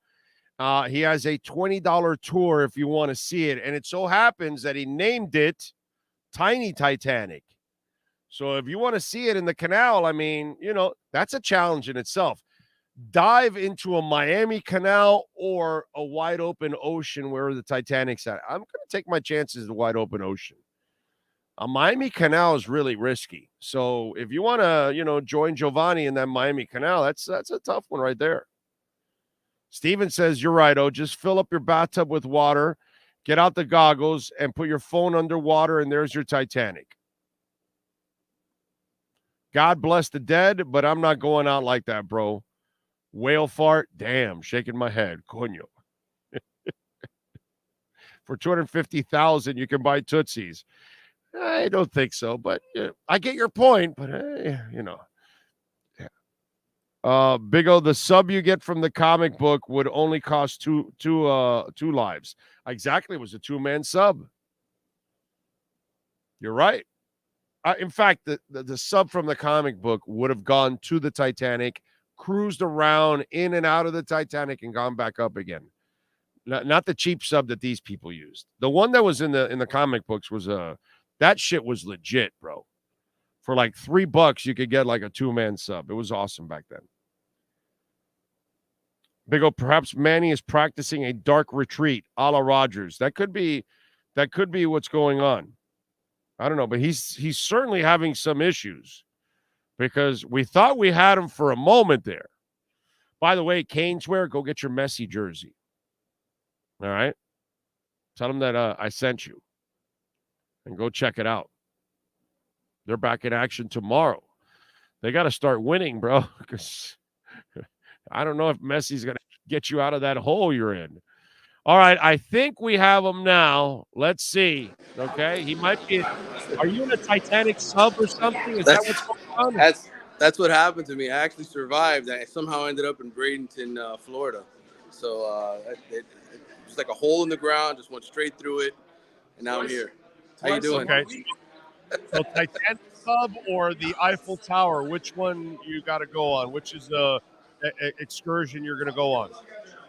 Eiffel Tower for sure. I don't think I'm going anywhere underwater after what happened with these people. I don't think I'm risking it. I mean, what's so compelling about seeing a ship that's down in the bottom of the ocean? Like, I can see that on YouTube, bro. There's lots of film about the Titanic in the bottom of the ocean. Why do I need to go down there? Really, seriously. I took my wife to the Eiffel Tower, and we had a beautiful dinner. And did you have dinner in the restaurant there too? Also, I've yet to go to the Eiffel Tower. Oh, okay. But I'd love to do that. In fact, my youngest, who's only 7, she wants me to take her. So, well, try to set up and have dinner in the Eiffel Tower also. Okay, it's a freaking amazing experience. 100%. That's what get a window table also. So make sure you request it, and do that ahead of time. If you're going, bro, request your table. You know, a bunch ahead of time so you can make sure you lock it in. And trust me, it's a great experience. The other thing I would tell you to do, and take the girls on the CN on a glass boat right around sunset. So it's really cool because you get to see a lot of the famous things that are right there off the river, and then at the same time it's sunset and it's a glass boat and all that. Those are 2 things that I would suggest you do if you go to Paris. Okay? And by the way, you won't be in I appreciate it. You won't be in the doghouse for at least 2 weeks. So that's a good thing. That's a good reason to go, yeah. How's everything going with you? Good, brother. I mean, what'd you think yesterday? Jordan Miller went to the Clippers at number 48. And like he predicted, Isaiah Wong went in the second round, number 55, to the Pacers. Yeah, good showing for Miami. You know, I mean, you got 2 guys drafted. You do that every year. For the next 5 to 6 years, you're going to have some great players wanting to come here. I think it's just a matter of consistency. I don't know if Norchad Omier has the height to get himself drafted in the second round, but if he has a great year, if he's a dominant college player, maybe somebody takes a chance on him as an undersized power forward. You know, we'll see what happens. But the whole point is to create a program that every year can compete for the Final Four, and you know that's the next step for Miami. So are you at Bradenton's IMG Academy watching Ruiz pass around $100 bills? What's going on? Well, this is the Future 50 media event. They're going to be doing a combine tomorrow here on campus, but today is media day, and so you got 50 of the best players in the 2025 recruiting class, which is obviously the next one after this. Not that these kids can't sign till December 2024, but look, they're the future. These are the guys already that Mario Cristobal and Nick Saban and everybody else is fighting to get, and so you know, the recruiting starts earlier and earlier. Well, that's the way this thing works. And in Coral Gables, what is going on? Another huge recruiting weekend, the last one of June. Then there's a dead period. You know, so they have 20 recruits coming in this weekend, including several commitments. You know, it looks like they're going to get another commitment probably sometime this weekend. In Ryan Mack, you remember his father, Rod Mack, who played for the Canes. He was a linebacker, special teams ace. Ryan is a cornerback. Okay, all right. Yeah, I remember Rod Mack. Is that's the Mack? His son Ryan is a. Ryan Mack is his son, and he plays cornerback at St. Thomas Aquinas, and you know, he's a talented kid. A lot of teams want him, and you know, we'll see if he finally announces that he's going to commit to Miami this weekend. I think it should happen sometime this weekend. What other names should we be aware of, or Canes fans should be aware of this visit this weekend of Coral Gables? Yeah, listen, Jeremiah Smith is taking his official visit this weekend. He's the big-time receiver who I've been talking to you about for over 2 years now. He's a kid from Hollywood Chaminade. He's there this weekend. Ohio State commitment. Miami has to make a really good impression on him to hope that, you know, between now and the end of the season that they are in play to be his second choice, so that if he doesn't end up going to Ohio State, this is where he wants to go. So an important weekend as far as he's concerned. And a lot of other guys. Jalen Hayward, who is a Georgia safety commit. Another guy Miami's pushing hard to get. He's an in-state product from Rockledge, Florida. He's here this weekend. There's a lot of kids. I mean, a lot of the commitments as well, including Judd Anderson, the quarterback. He's getting a chance to hang out with Chance Robinson, who's the wide receiver commitment from St. Thomas. So, you know, This is a long process. Oop. Yeah, the reception's been kind of tough there. We lost him a little bit there. Let's see if we can get him back in a second. Where he's at, obviously, there's not necessarily the best reception, and there's probably a lot of traffic around there. So that's why we've been a little hit and miss for the interview. Hopefully, we'll get him back for another minute here, and he can finish off his thoughts. I do have one more question that I want to ask him as they get ready to come back for camp. You want to finish your thought there on what you were talking about with the recruit? For some reason, it's a really bad connection here in the hotel. I don't know why that is. Can you hear me okay? Yeah, you're good right now. Go ahead and finish your thought on the recruit we talked about. Yeah, I got you. You got me? Okay. Yeah, go ahead with your question. I couldn't hear you. No. Finish your thought on. I can hear you now. Go ahead. Finish your thoughts on the last recruit that you were talking about. Yeah, just, it's an important weekend for Miami in the sense of you want to get all of these guys together. 20 some of your commitments with some of the guys that you really want, that you want to jump into the class. So just an important weekend for that bonding, for those guys to hang out, spend 48 hours together on campus doing fun things. So for everybody who watches this stuff, I mean, recruiting is an endless process that leads all the way up until signing day.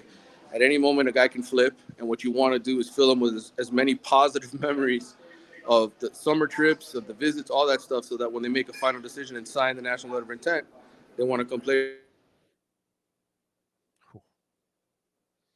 All right, Sean, let's wrap it up. Just tell them that we're good. Send them a text, and that it's understandable, dude. It's just it's tough reception.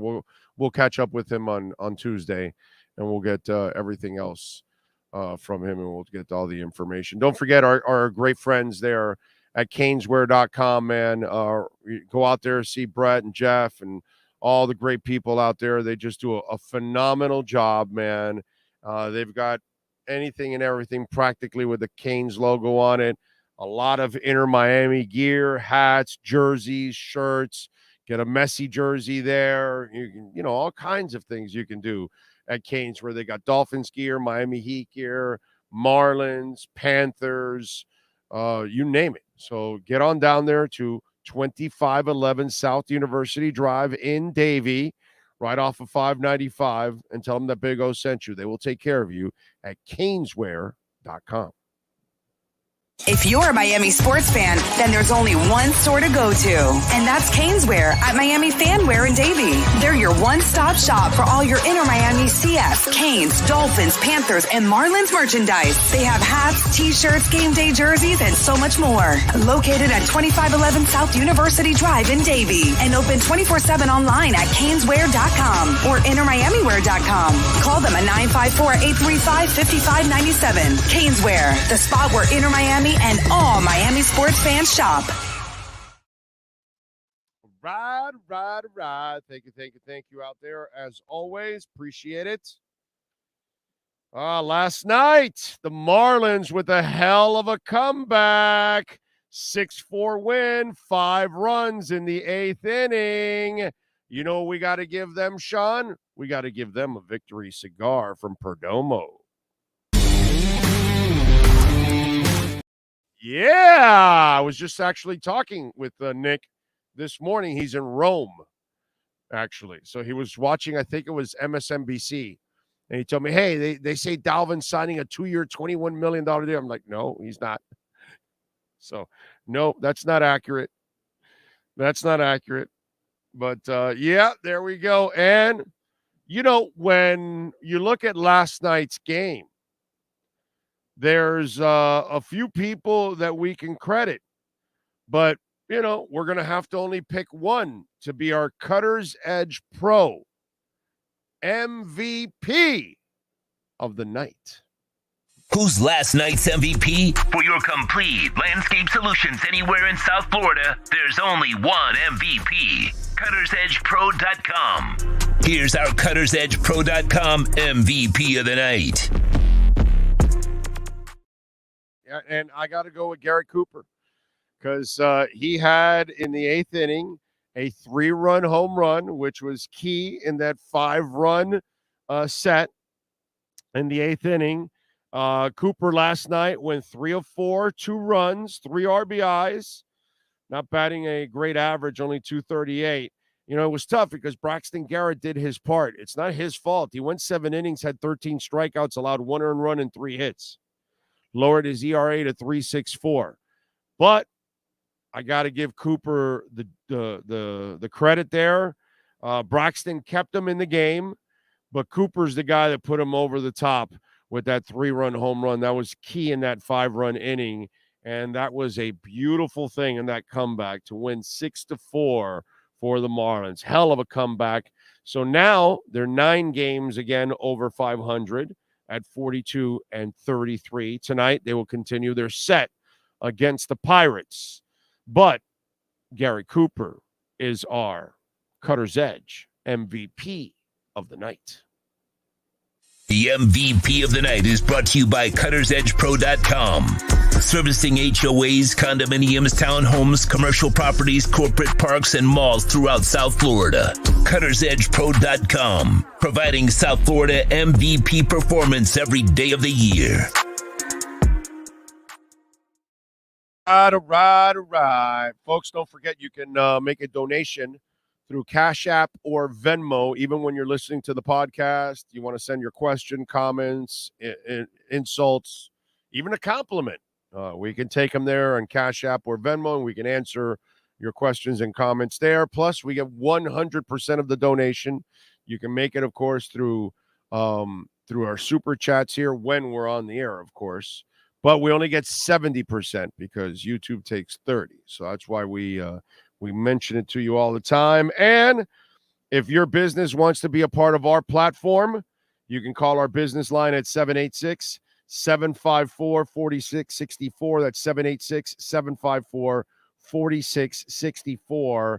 If you want to host one of our segments, one of our insiders, want to be a part of our pre- and post-game show with the Miami Dolphins, all of that. And by the way, we congratulate and thank EJD Construction. They are going to be the host of our pre- and post-game show with the Miami Dolphins. So we are ready to rock with that. We are now looking to find a home now for the Miami Dolphins season. So if your restaurant bar wants to step up, we are ready to talk. We're already talking with a few people, but we want to find a home here in the next couple of weeks so we can start to promote it for the next month and a half or two before the season starts. By the way, Bitcoin is making a run right now to 31,000. It is at 30,680. It got about as high as 30,500 yesterday. So now it's up to 680. It stayed over 30,000. So the question is it going over 31,000 today? We will find out. Nice to see VeChain up 12.5%. It's been, VeChain's been slow as molasses. It's gone backwards like crazy, but like a lot of things. So the question is, when will it finally take off? We shall find out. What else is there going on? Ethereum just barely up 1%. ADA up 1%. Jasmine up 0.5%, but it's up at 43, so it's doing good. Not bad. What's the markets doing? Let's give you the latest on the markets. The Dow is down 200 points. The S&P is down 34 points. NASDAQ's down 0.5 point.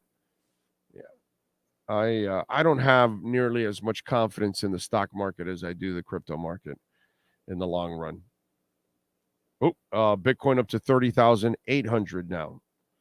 It is climbing and climbing fast right now. It looks like it's going to make its way to 31 pretty quickly here. It's up 3%.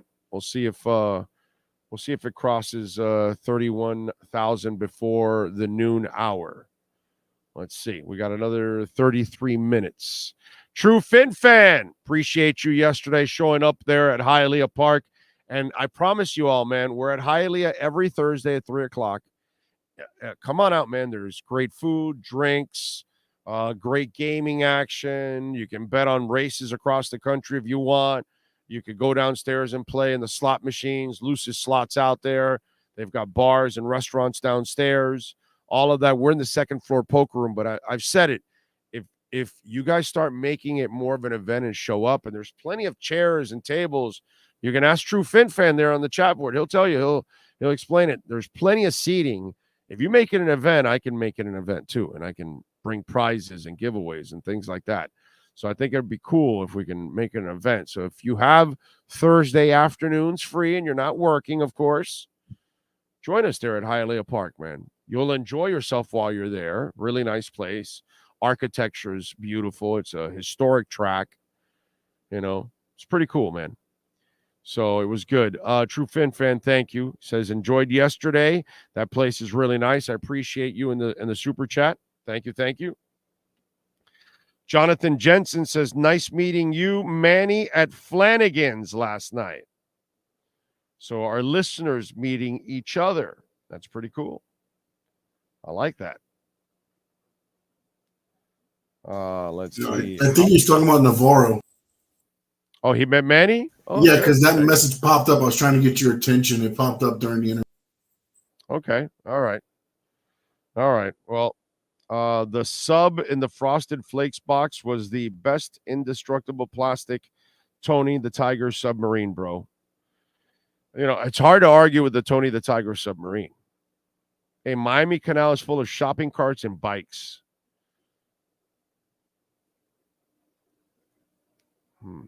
I'll stick with the subs that I can eat. Thank you. Oh, you guys are a trip. So how we feeling about the draft pick overall? We got a couple hundred people on the chat board right now. Thumbs up, thumbs down. You like it, don't like it? What's the deal? I like it overall from what I've seen. Do I know he can play or not at this level? We'll find out. Then I'll get really excited when I get Summer League. But overall, dude, I perfectly see what they, I can understand why they drafted him. It makes a lot of sense, actually. So time will answer all. But Jaime Jaquez hopefully gets it done for him. And let me mention something about the Miami Heat that, look, we all want the star. In the end, I don't think this is a championship team. You're going to need things to help you along the way for it to become a championship winning team, right? Unless Bam takes that next step to become a real star, or Tyler, I don't know how this happens, okay? But I will say this. If you can't get the star, right, and you got to run it back. Now, I don't know if you're going to be able to bring everybody back because you've got a couple of free agents with Gabe and with Strus and things like that. But I want to tell you this, okay? Besides Jaime, who looks like a guy that mentally and physically can already contribute, Nikola Jovic, he put on 20 pounds of muscle. The kid, when you saw him play, he has a skill set. He's long. He's grown. So he's going to add in rebounding. He's going to add, to the team. Finally, he'll be a guy. And then you also have Highsmith.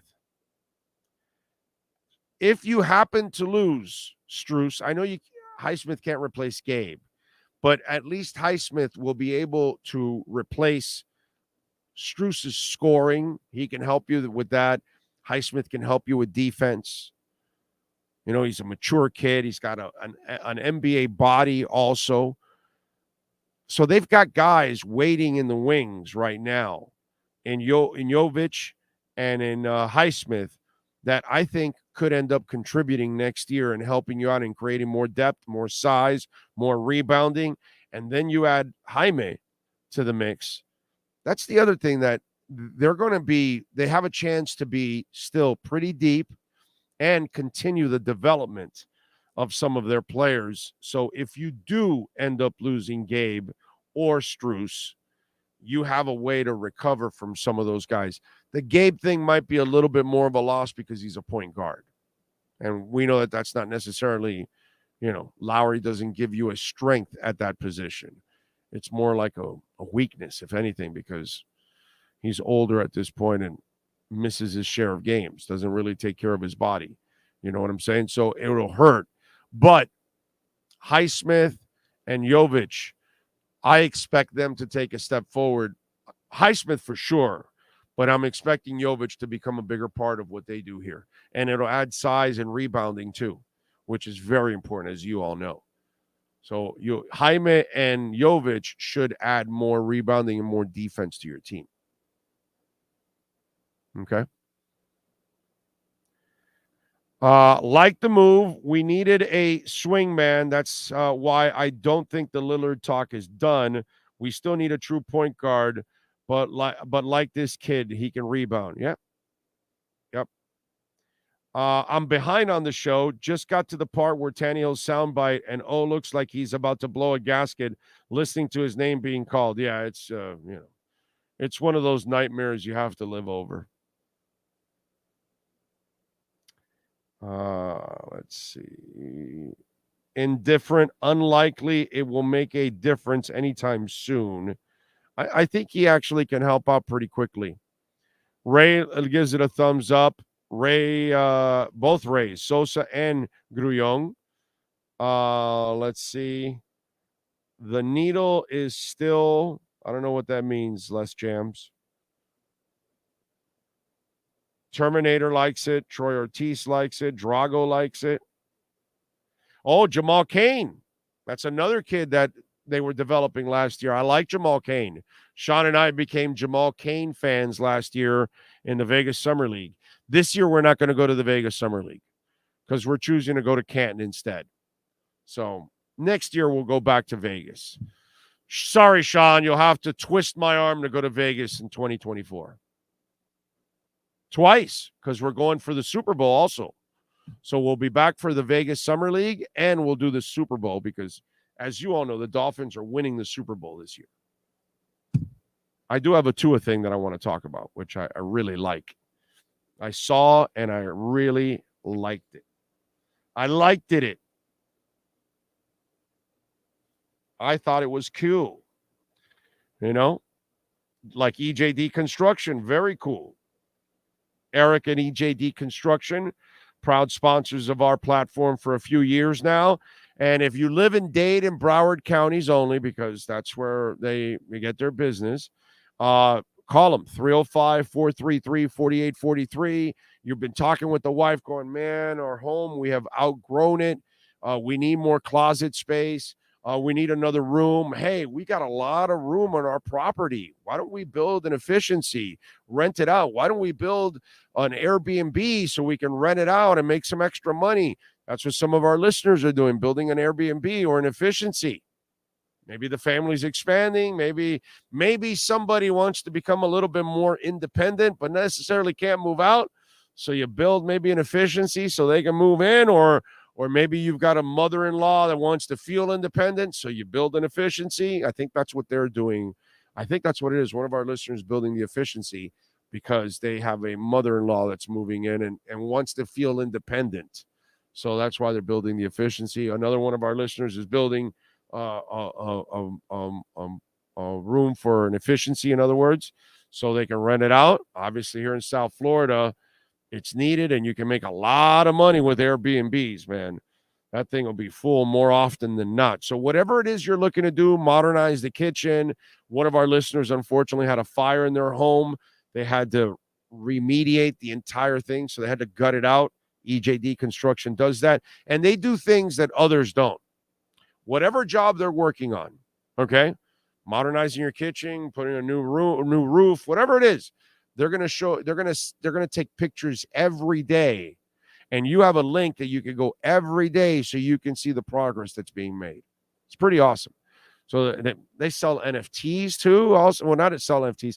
If they do your home, I think they create an NFT for your home at the same time. I think that's how it goes.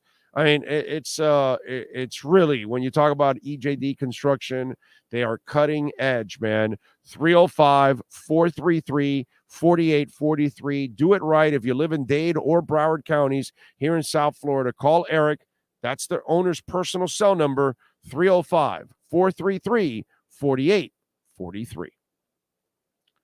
Big O, I found on YouTube the Marlins 2003 run some games. Wow, since there's no NBA and NFL. Damn, Anthony, you're always going deep on the YouTube. I like that. Let's see what we got here. What do we got going on? All right, not 31,000 yet, but it's climbing. It's climbing. Let's see if we hit 31 before noon. What do you think? Those on the chat board. Do we hit 31,000 by noon in 22 minutes? We're at 30,720 right now. Yes or no? Does Bitcoin hit 31,000 by noon? What say you out there? Give it to me on the text.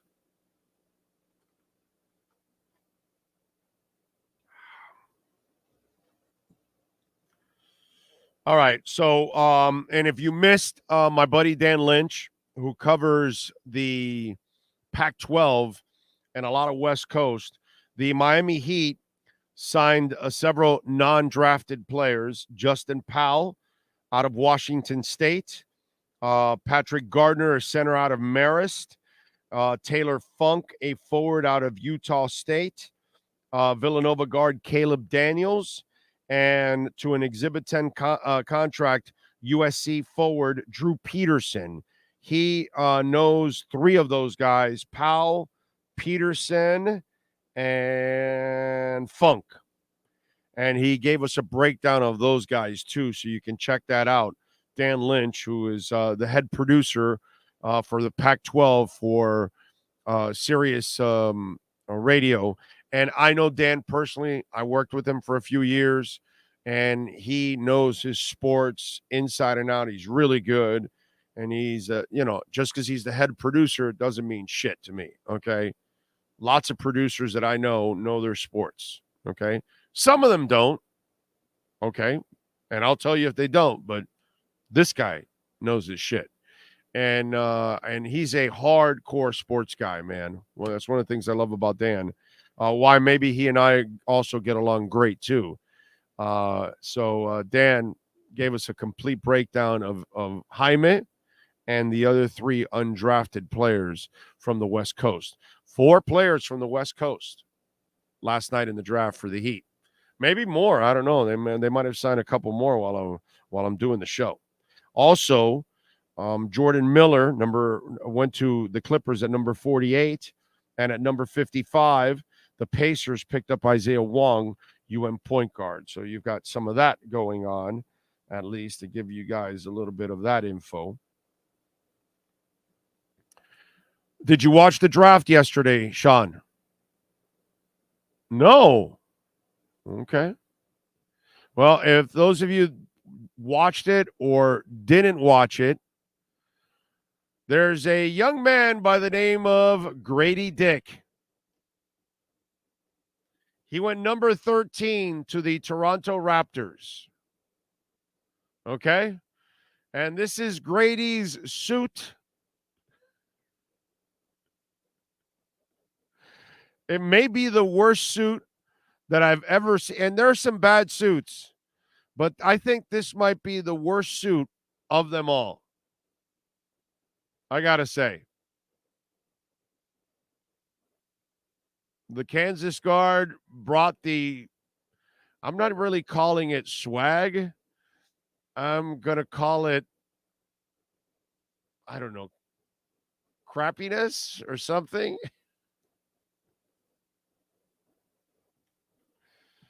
Oh, man.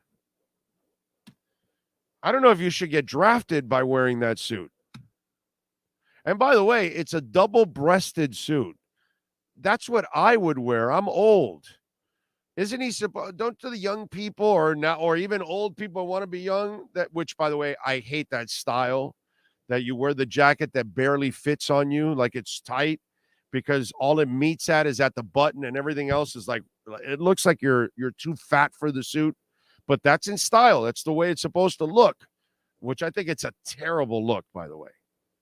There are some styles that just, what is it? Kids now wear their pants halfway down their ass because their underwears cost $40.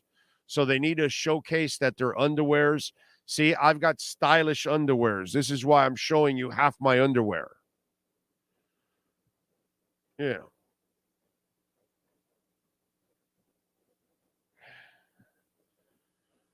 But Grady, boy, that's a hell of a suit right there by Grady, I got to say. Sean, you've worn a suit like that, right? Sequences and all that kind of stuff. That's your kind of style, right? Yeah, I can see Sean. 100%. I used to have a purple suit when I went to Okinawa, Japan in my younger days. Yep. But he did sequence too, right? Yeah. Just on the front, it spelled out my name. That's everybody knew I was coming. When the light hit it perfectly, my name would just bedazzle. The Sean Allen. It just said the. You knew the rest.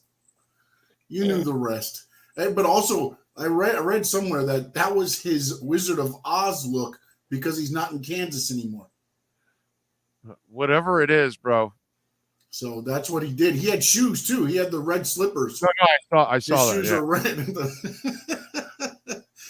Hey, you gotta make it. That's probably the only time where he's gonna get the spotlight on. Use it, buddy. Use it. Yeah, he milked it.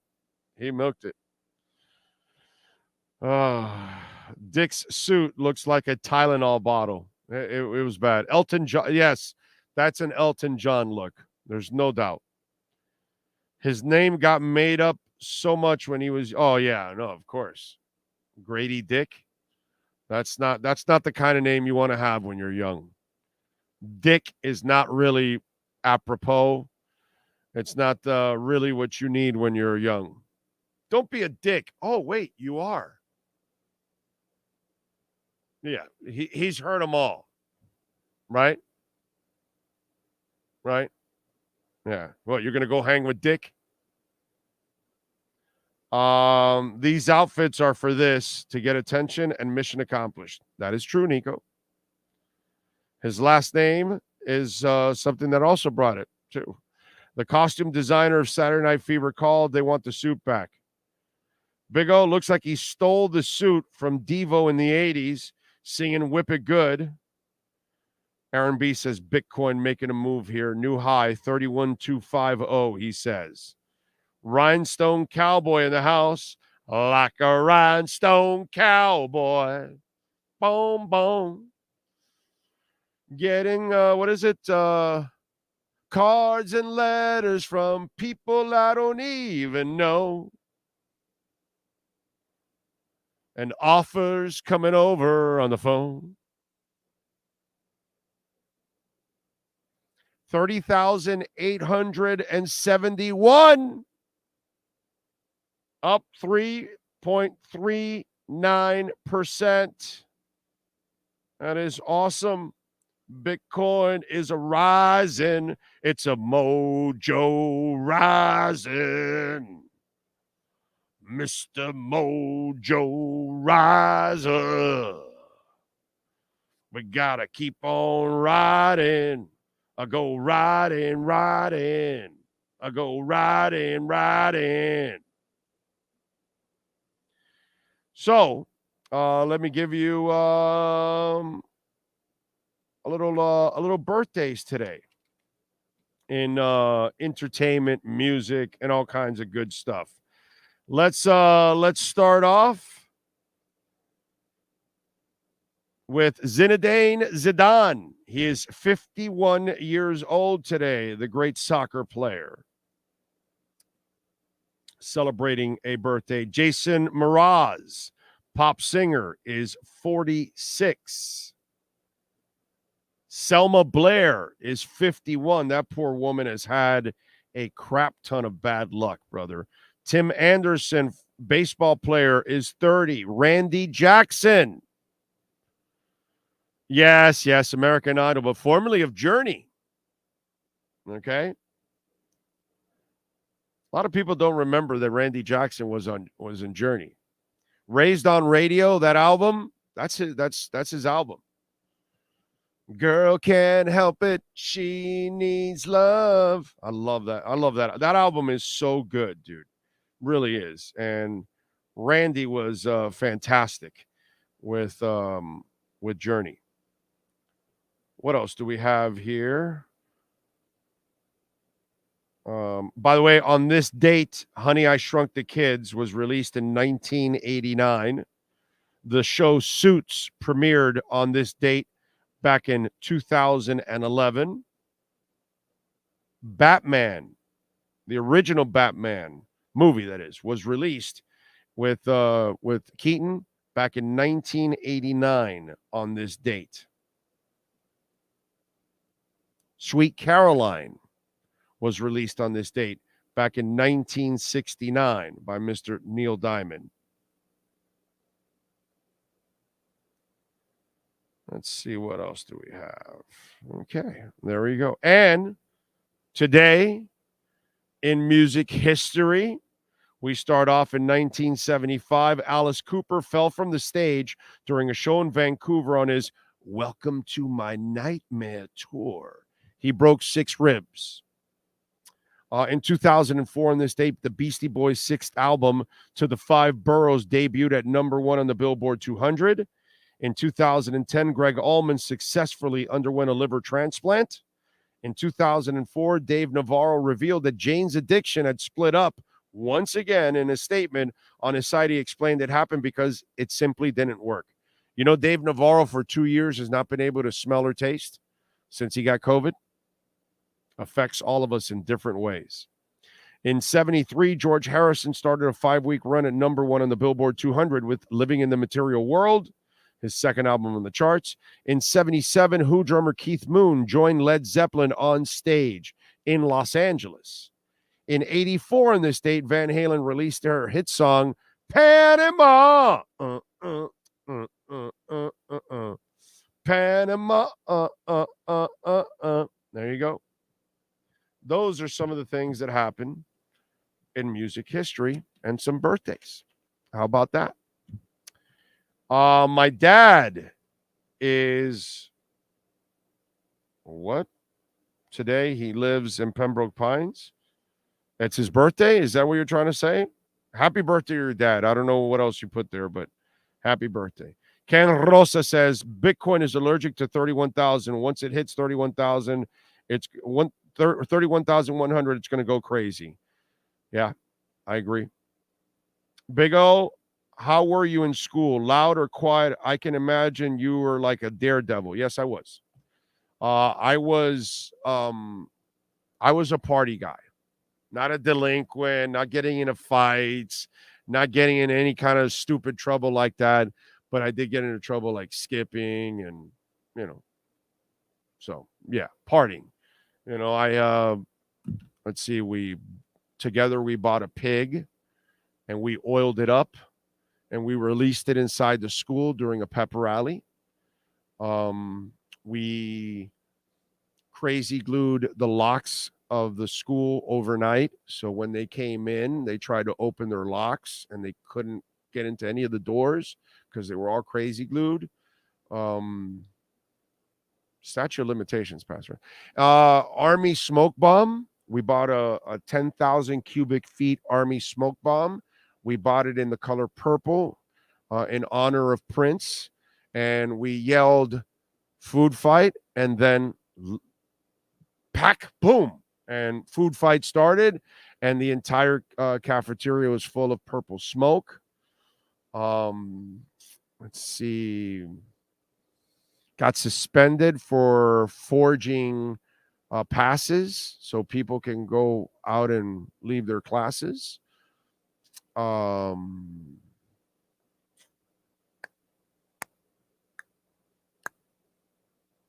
Shit like that, So, yeah, I had a lot of fun. I had too much fun in school. Way too much fun in school. And I've told you guys this before, for those who highly high in my day, in the early 80s to mid 80s, was a party school. There were parties practically every weekend. If it wasn't a pool party, then we were meeting in North Miami Beach or whatever, Waikiki and all those places. We were all renting rooms and partying, or if we weren't staying long weekends there, then we were meeting on 81st Street Beach and partying there, or we were, there. It was just, there was always something going on. Okay. Did a lot of liquid lunches. Liquid lunches is when you drink a little bit during lunch and then you come back buzzed for the rest of the day. Yeah, I know I wasn't in the drinking age. Yeah. So what? What else? I remember Bill and I, rest in peace. I love you, brother. Miss you every goddamn day. Bill and I would go to, oh God, what's the name of this place? It was in the Sheridan off of 49th Street. It was a club, and I shit you not, we would go over there in lunchtime, sit down, have a Long Island iced tea or two, and then drive back to school. God, what was the name of that club that was there for a short time? Oh God. It's where that Sheridan was built on the west side of the Palmetto.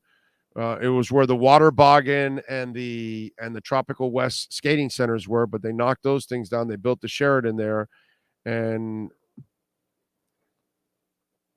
like Rich or something, or Paul's, or did it hit 31 already?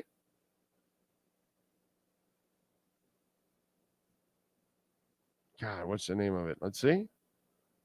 Well, I got 30,948 right now. So, I don't have 31,000 yet, but we're pretty close. We're pretty close. Let me see what CoinMarketCap has got it at. Let's see. Yeah, 30,921. I have it at 948. Whoa, 31,237. It just crossed right now. 31,237, dude, on CoinMarketCap. It just crossed right this second. Wow. Well, you might have had it a little bit right before me. Holy shit. Yeah, baby. Bitcoin ripping. Woo! 280. Let's go. Let's go, Bitcoin. Woo! It's only one way, man. It's only one way. It's only one way. It's, eventually. It's what it is. A fight between Mark Zuckerberg is on hold, according to TMZ. Weight difference is a big challenge. Zuck is 155 pounds and Musk is 200. Musk is more than 200. Did you watch that body he put out there on Twitter? That shit looks more than 200, bro. Back when having an open container in the car wasn't a crime against humanity, carried open fifth of rum in my car in high school. I think that's why I don't drink anymore. Like, you barely will see me. Like, I drink, but I'll have a very, like, in an entire year, I may have 2 or 3 drinks. I don't have a lot of drinks, maybe 4. Every couple months, maybe I'll go outside and have a vodka and a little edge or something.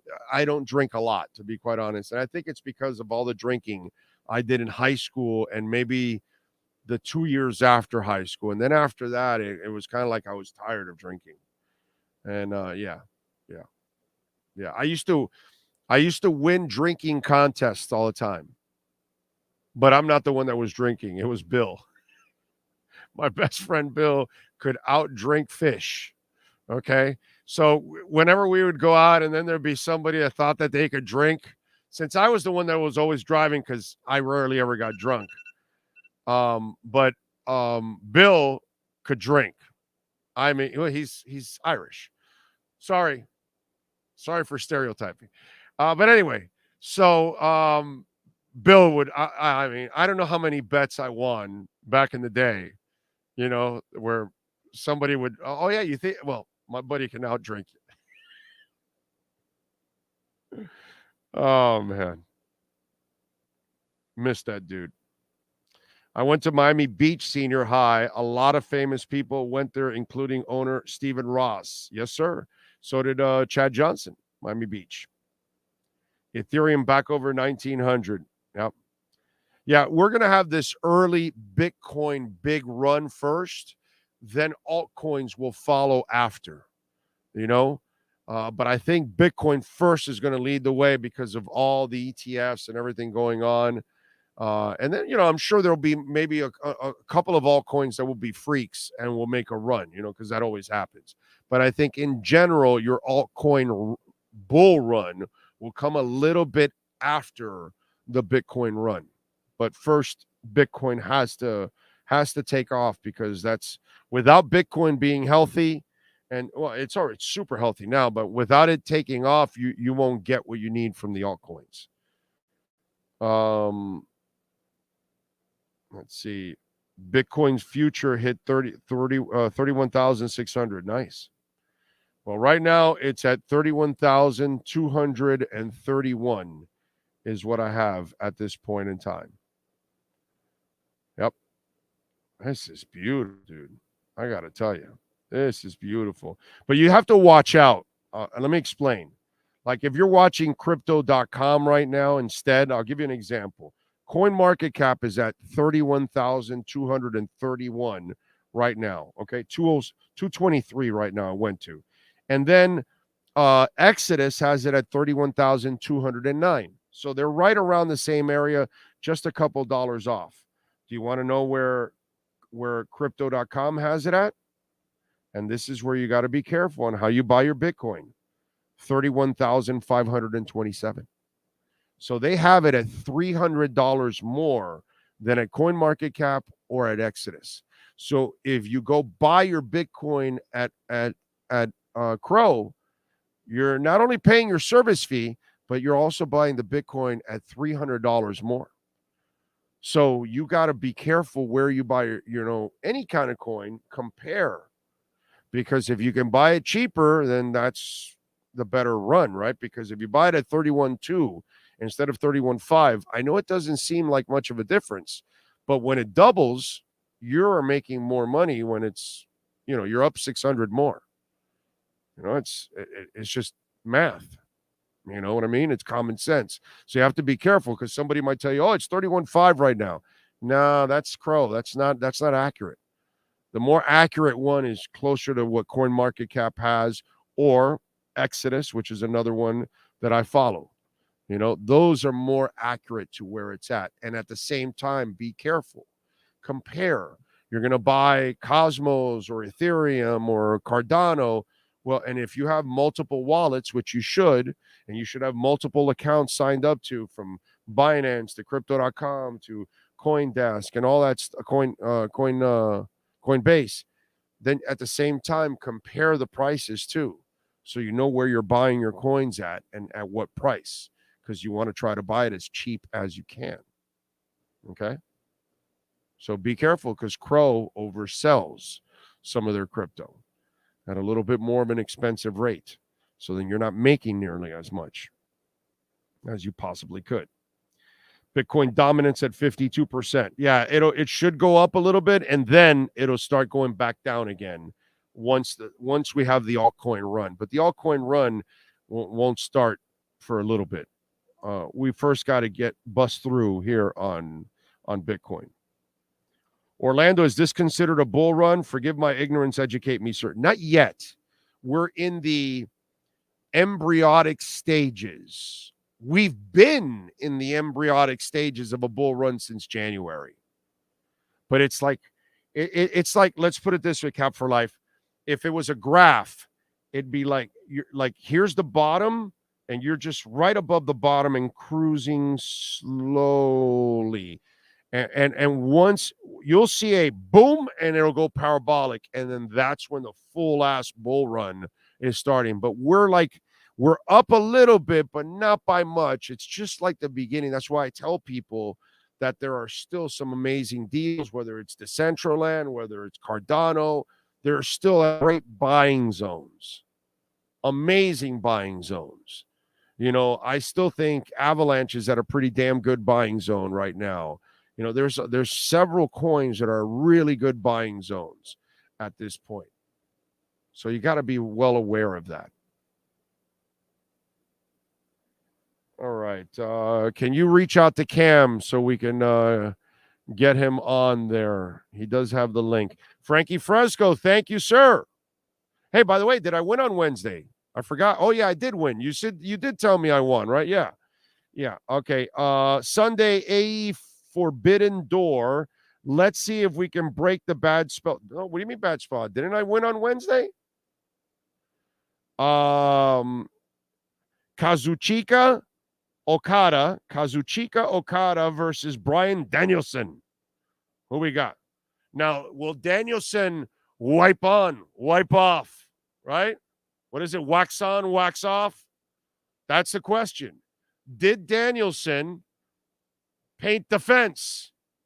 Did he send the car? Or what is it? Sand the floor. Send the floor. Paint the fence. Is Danielson doing that? What is he doing this? You know, I need to know. Inquiring minds want to know what Danielson is this. Will Miyagi be in his corner? Will he be heating things up?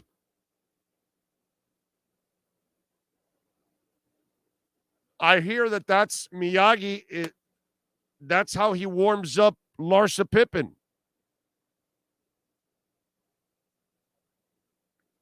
So we've got, see, the thing is, how do I go against somebody with the name of Kazuchika? Kazuchika is like a name that you don't want to piss off. Oh, watch out. Kazuchika's pissed. So Kazuchika, I got to go Kazuchika because, you know, this Danielson stuff, I don't know, bro. He's a little old at this point. So Bryan Danielson, you know what? I think Kazuchika is going to sweep the leg. Yeah, I'm going with sweep the leg Kazuchika. All right, from the Dojo Big O, and I'm going Kazuchika over Danielson. What do you think about that? What do I get, Sean? I got a thumbs up and a middle, like a halfway thumb on this. So it's like I kind of like it, but not completely like it. I read it right. Okay. You going down, Danielson.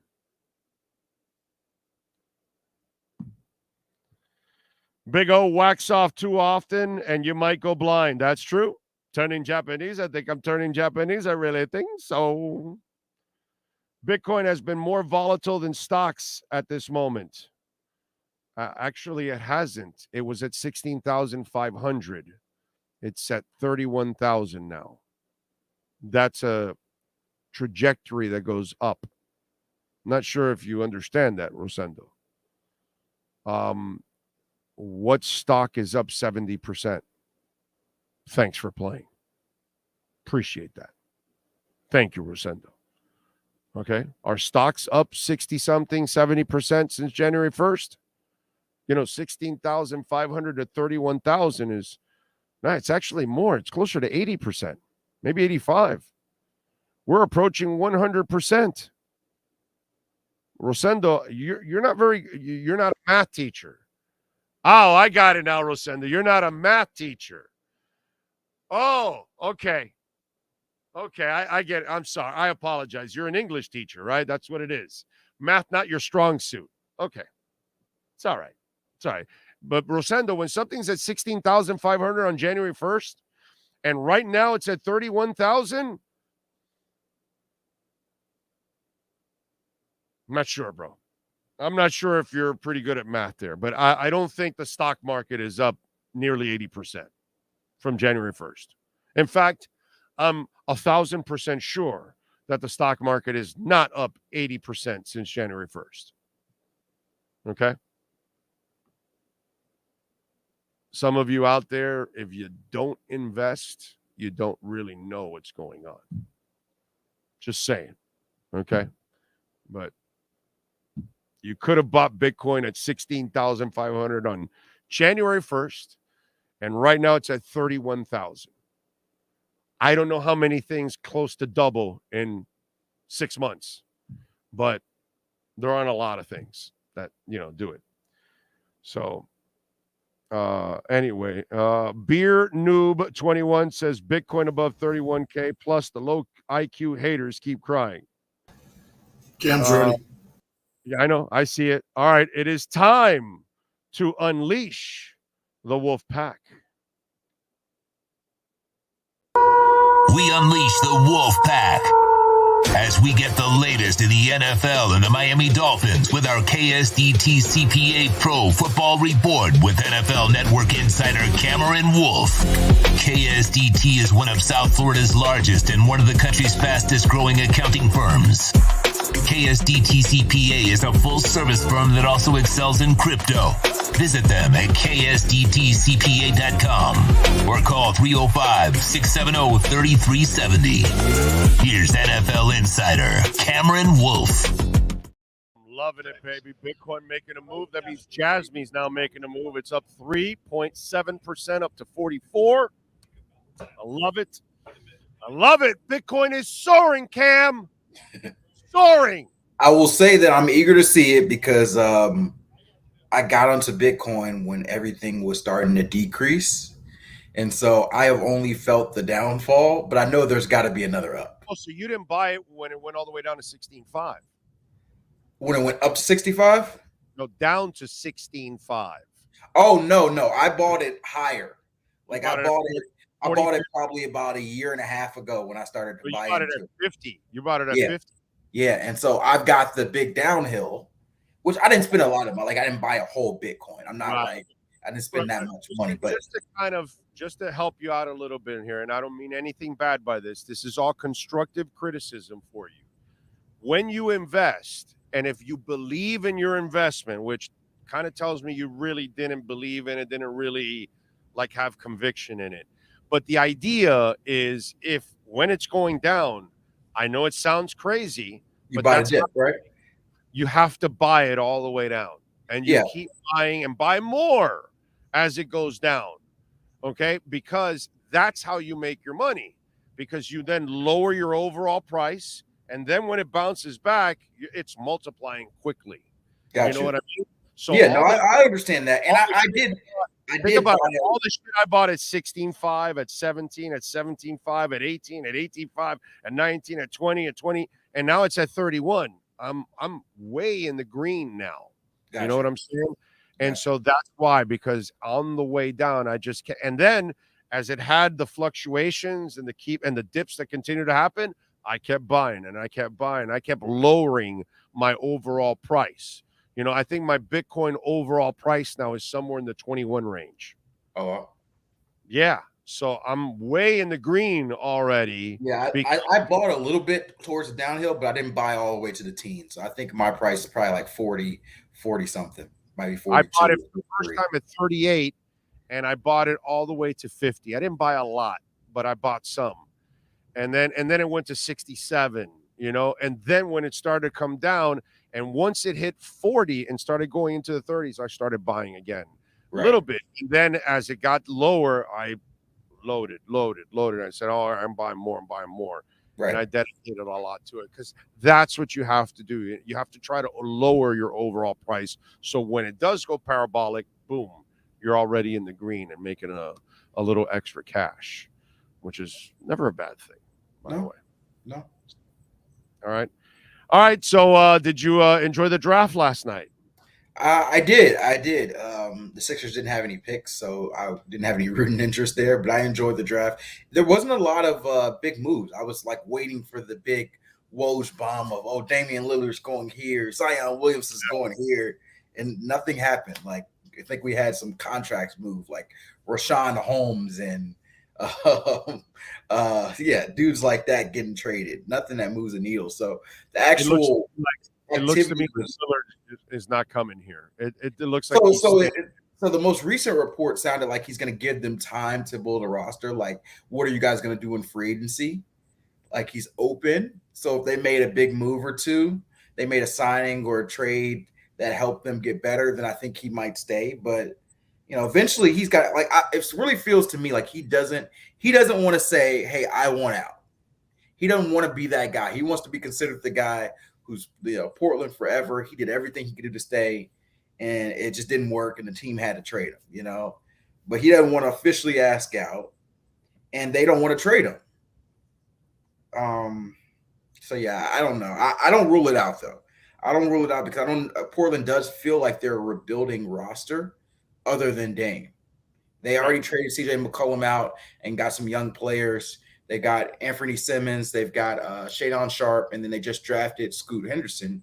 You've got essentially 3 or 4 guards. Like, I guess one of those guys can probably play small forward, but yeah, you essentially got 4 guards that that are your best 4 players in your team. That's not typically how teams are constructed, but we'll see. Yeah, it just he doesn't really sound like he's in a hurry to get out at all. It's just crazy, man. He has been very patient, and sometimes I guess players sometimes find their zone and they're happy and their lives are set and they don't want to upend their families, or they're not necessarily moving's not. I mean, that, dude. Yeah, several times. It's not a fun thing, and now that with a child, that's one thing. I took a job once in San Francisco, and they ended up going Chapter 11. So they offered me a job to work on, because it was a nationally syndicated sports talk show in Spanish, Mm-hmm. and they were an American company that branched out into the Spanish side. So they recruited me, and I went over there and I signed a 2-year contract, but it was a 1 year with my option for the second. Okay. I didn't want to get locked into something that maybe I didn't like or whatever. And I left my wife here because I didn't want to sell the home. I told her, let's wait the first year. If it goes well and I like it and then I feel good, then I'll ask for an extension. Instead of just a 1 year, I'll ask for a 2 or 3. And if I get it, then we can sell the house and make the move. Right. And by the way, back then, San Francisco actually was a nice place. So I end up not having a good experience because they filed Chapter 11. They offered me a job on the English side. I didn't want it. I moved back. Story's done. And then we have my daughter. And so once I had my daughter, I said, I ain't moving anymore. You know what I mean? Right. I was a team that moved around a couple times within Miami, but I didn't get to go to the elementary that went to the same junior high, that went to the same high school. I went to different ones completely, and I had to make new friends everywhere. And I said, no way I was doing that to my daughter. So I could, I've been in the same house for her entire existence, and now she's grown up and moved out. But at least I did my part as a parent to give her a stable, environment as much as possible. And that may be something with Dame, that it happens for you, me, players. We never take into account their personal part of having to upend absolutely everything in your life.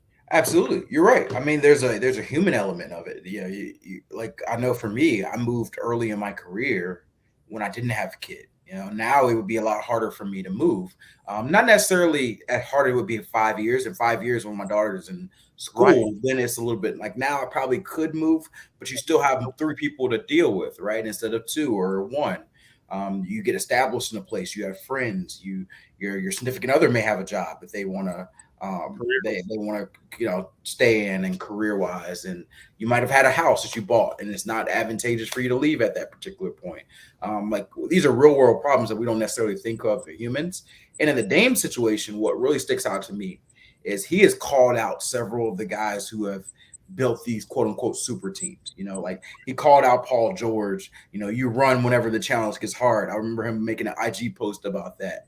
And his whole claim has been, I'm through and through. I'm going to win a title here, like Giannis did in Milwaukee, essentially staying in the small market and making it work. And he's running out of time. And so it seems like he's torn because he wanted that to be his legacy. And he's like, dang, if I continue to make this my legacy, I have the risk of being Charles Barkley, where I'm a very good player, but everybody says, but you didn't win a title. but you didn't win a championship, right? And so I can tell that he's conflicted.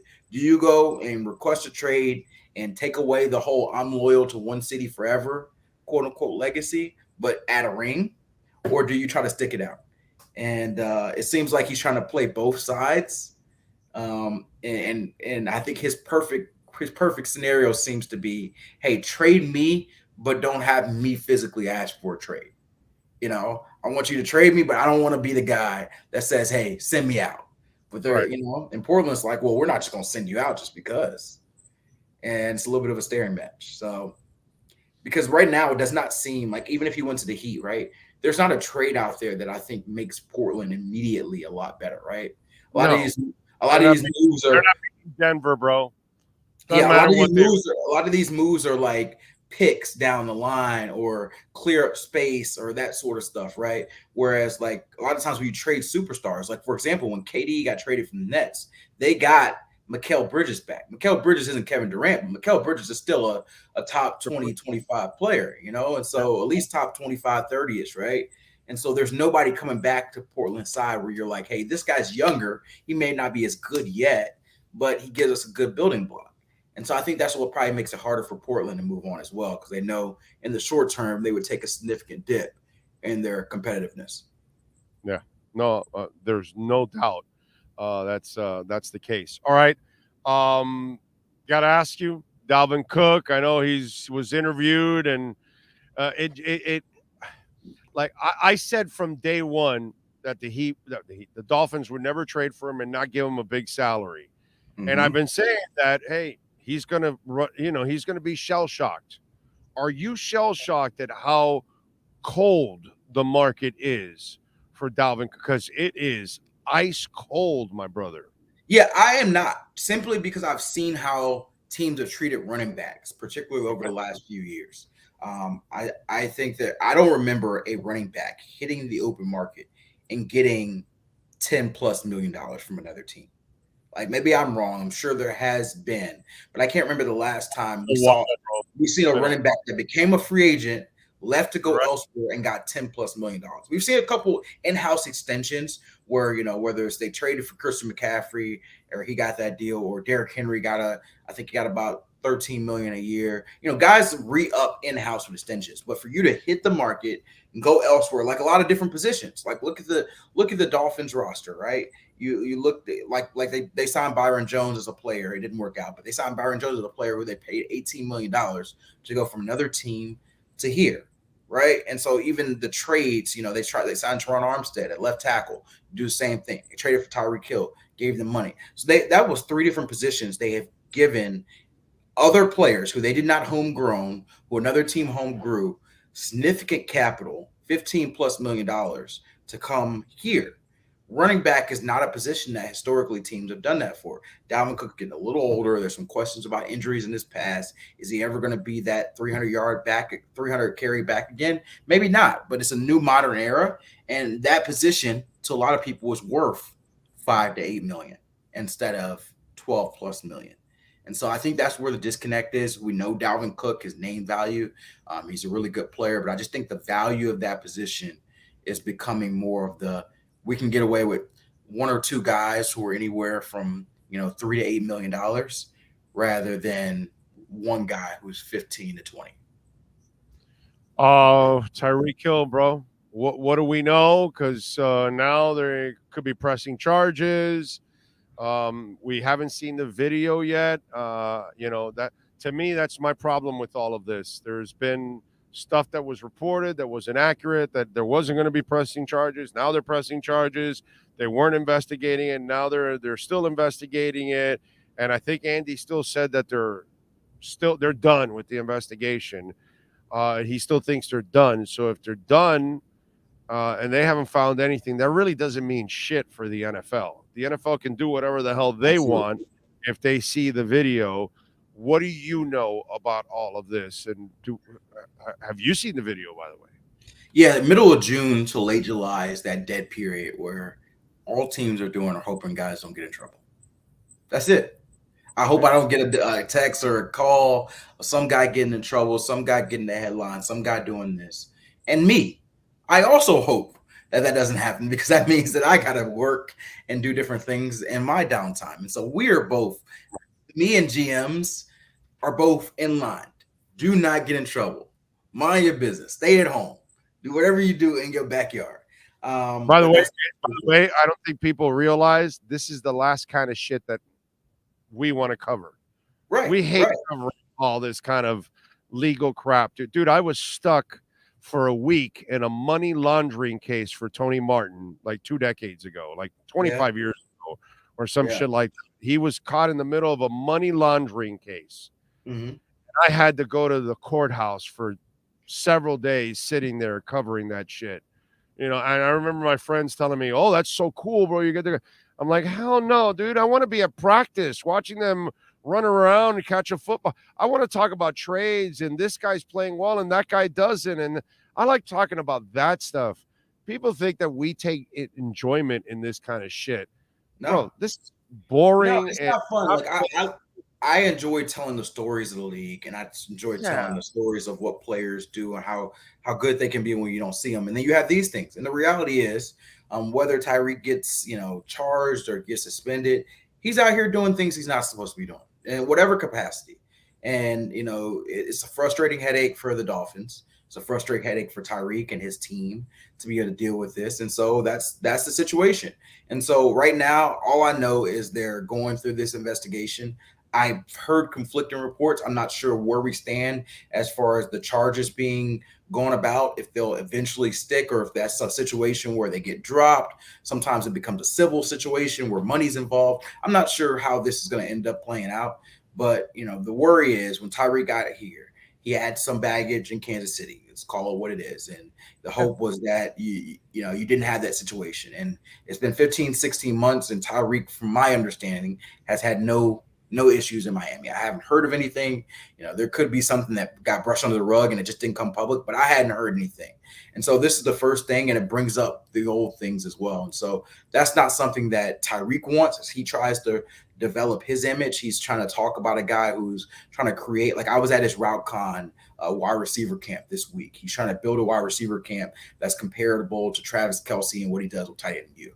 And so I was there. He's just building it up. I saw him. We talked briefly. He didn't really want to talk much about the situation, of course. But he's a guy who's trying to build this as his legacy, a guy who, unites the wide receiver position. Well, wait a minute.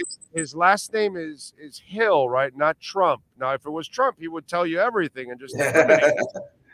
Yes. Yeah, so he's trying to establish himself as this guy. He's trying to establish himself in his clothing line and his podcast. All of these things as like this bigger than football personality. Well, that's great and all, but when you start doing stuff like that, that hampers your ability to be a presence that people want to be around, that people want to support. Right.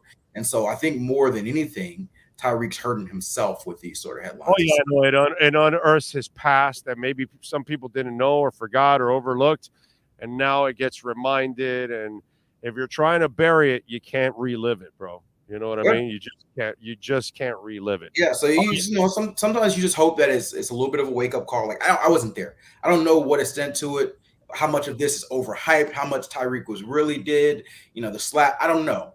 But my thing is, you put yourself in a situation you didn't need to be in. And so hopefully it's a little bit of a wake-up call and say, hey, I can't do stuff like that. Like, regardless of the situation, regardless of what was said, who was hyped on, you're Tyreek Hill. That guy is whoever that guy is. You can't put yourself in these situations. I am seeing here some breaking news. Will Anderson Jr. has just signed his rookie contract. Why hasn't Cam Smith? Second round pick. There's some numbers in the second round contract as far as like guarantees and offset language in the CBA that sometimes guys want to have. I'm not sure how many second round picks have signed, but a lot of times if there's a second round pick who drafted lower than Cam Smith that has a certain amount of guarantees, well, Cam Smith's going to want those guarantees and more, or that offset and more, right? And there's a guy that's drafted higher than him who may not have those guarantees. His agent's going to still fight for them. And so a lot of times we're talking about fighting over, $50,000, $100,000 in guarantees. Everybody knows these deals are going to get done, and it's more of the circumstances of it all. And so Cam Smith will be signed before training camp. I think it's just a matter of getting some logistics out the way. before training camp, does Wilkins or Sealer get done? What's your gut tell you? Wilkins, Sealer, or Connor? Do any of those three get done by the start of training camp? And if any hang in there, which one gets done before the start of the season? My feel, and it's just kind of an educated guess, is that at least one of them gets done. And my guess at this point is there's some sort of sweetener for Connor Williams before training camp. Okay. I'm not reporting this as like it's imminent, but it makes a lot of sense to me. And I know that they want to kind of get this over with. So some type of sweetener, I've suggested, you add another guaranteed, the rest of his contract guaranteed, and maybe give him an incentive where, hey, you play 80% of the snaps and our offense increases our rushing attack 5 to 10 spots, then you get an extra $1 million or $2 million, And so to me, that's a way where, hey, Connor gets more money, maybe doesn't get the full extension he wants yet, but gets him more in this year, and we reevaluate in the offseason. So that to me is probably what I would predict as something that happens before camp. Before training camp. Yeah, now, that would be something that I see. Yeah, before training camp. This is my I don't before the season. I think that Wilkins gets his money. I think Wilkins gets his money. I think he deserves it. I think you maybe he's a situation where you see him in training camp, you see him fully in pads under Vic Fangio's scheme. He flashes a little bit. Vic's like, okay, this is the guy I saw on tape. I like him. We're good. Let's commit to him. So I maybe I'm being overly optimistic as far as contracts, but I do think Connor Williams gets some type of sweetener, gets into camp before training camp. Christian Wilkins gets an extension before the season starts. All right, Cam. Not a financial advisor, but if I'm you, I'd be buying some Bitcoin and lower your overall number right now before it gets back up to 50, so you can start to, gain by. So what's your thought on Ethereum? Are you out on Ethereum? I have a ton of Ethereum. Okay. I love Etheream. Okay. I'm a huge. Here, I'll give you some of my portfolio here that I am into. Bitcoin number 1, Ethereum number 2. I'm a guy that I tell people, especially young investors that are in it, 40% of your portfolio should be Bitcoin, 30% should be Ethereum. Then the altcoins, the rest of them, 10, 10, and 10, like 10%. Gotcha. So outside of Bitcoin and Ethereum, you consider like Ethereum Classic an alt, or is that no?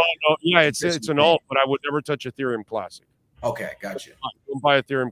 Ethereum Classic is Ethereum when they realized that Ethereum needed upgrades and it wasn't good enough, and they had a hack or something, so they built a fork and they built Ethereum, and then the original Ethereum became Ethereum Classic, and so then they started building on Ethereum Classic, and that's why it has value now. Just like Luna, there's an old Luna because the new Luna that came in became the new chain. And so Ethereum is the chain. Ethereum Classic was their old chain that they discarded. So that's why you see Ethereum Classic, but never invest in Ethereum Classic. That's not going anywhere. But Ethereum is definitely one that I love. Polygon is another one that I love. Matic, Cardano, Atom, which is Cosmos, Immutable X, VeChain, HBAR, Hedera Hashgraph, Chainlink, Polkadot, Avalanche, Decentraland, Algorand, Illuvium, ApeCoin, Gala, SHIB, Solana, Injective Protocol, Alethea Artificial Intelligence, and Engine Coin. Those are some of the ones that I'm involved in. Gotcha. Okay. So it's a large portfolio. I'm involved in about 24 coins, I think it is, 25 coins. Those are some of the ones that I like. And Star Atlas. I don't know if I mentioned Star Atlas and Jasmine, actually. Those are higher risk, but very high reward if they hit too at the same time. But I'm serious, dead serious. My suggestion to you is if your Bitcoin's in the 40s, you're right now at 30, all you're doing is lowering your overall price so you can get to a profit a lot faster, if you understand what I'm saying. So if I'm you, I'd invest in a little bit more Bitcoin. That's what I would do. Okay. All right, man. Lose. You can't lose with that. Your daughter is going to thank you because that's what I'm doing. I'm never touching my Bitcoin. I'm just going to hand it off to my daughter. Gotcha. So, okay. You know, let her roll with it, bro. That's what you and I are doing now. We're not building shit for us, our careers maybe, but right. Our futures we're building for them, not for us. You know what I mean? So it is what it is. I appreciate you, man. Great weekend. Thank you. Absolutely. You too, man. You got it. Follow him on Twitter at Cameron Wolf and catch his work there at the NFL Network. The Wolf Pack has been unleashed. This has been the KSDT CPA Pro Football Report with NFL insider Cameron Wolf. KSDT is recognized by Forbes as one of the top tax accounting firms for 2022. KSDT CPA is a full-service firm that also excels in crypto. Visit them at ksdtcpa.com or call 305-670-3370. Razzle Dazzle Crypto. I have SHIB too. I have some SHIB. I sold some of my SHIB when it jacked up a couple years ago, about a year and a half ago or something. Saitama, I like. I've never gotten any Saitama, and that's one of those deep cuts that if you can get, you get that coin, maybe you'll hit on something. It's a risky one, but I've heard of Saitama. That's actually a pretty decent one. Pepe coin. I'm not really much into meme coins, to be quite honest. Whether it's Pepe or any of the other ones, what is it? Loki and some of those other ones. SHIB's the only one that I invest in, but SHIB has real what's that called? It actually has like real world usage, from NFTs to a blockchain so they can build on it, Web3. They're doing all kinds of things on SHIB. So that's why I believe in it, because it can be used more than just for currency. And I don't know if Doge will ever get to really being something like currency. But SHIB actually has more usage than just currency. So that's where I give them credit. Their technology is a hell of a lot more advanced. It's built on the Ethereum blockchain, whereas Doge is old. It's old technology. And that's the problem. So there you go.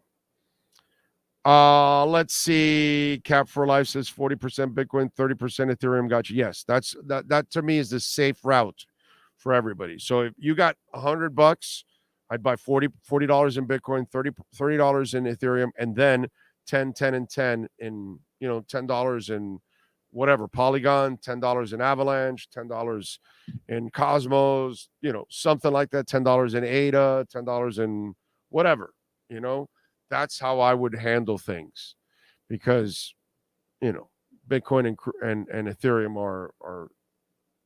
are your Amazon and Microsoft and Tesla and, those kind of stocks, Apple, that you can't lose. That's what Bitcoin and Ethereum is. Not a financial advisor, just an opinion. AI crypto. Did I hear that? Yes, I have. Well, I have Alethea, but you missed out on the window that I gave you the initial one. So you're going to have to wait for the next one. And it's down in the 2-cent area. I checked it last night. But I told everybody when it was under a cent and it went to 9. So it's already been at the 9-cent area and it's at the 2-cent area. So it's going to go back to 9 and pass it eventually, I believe.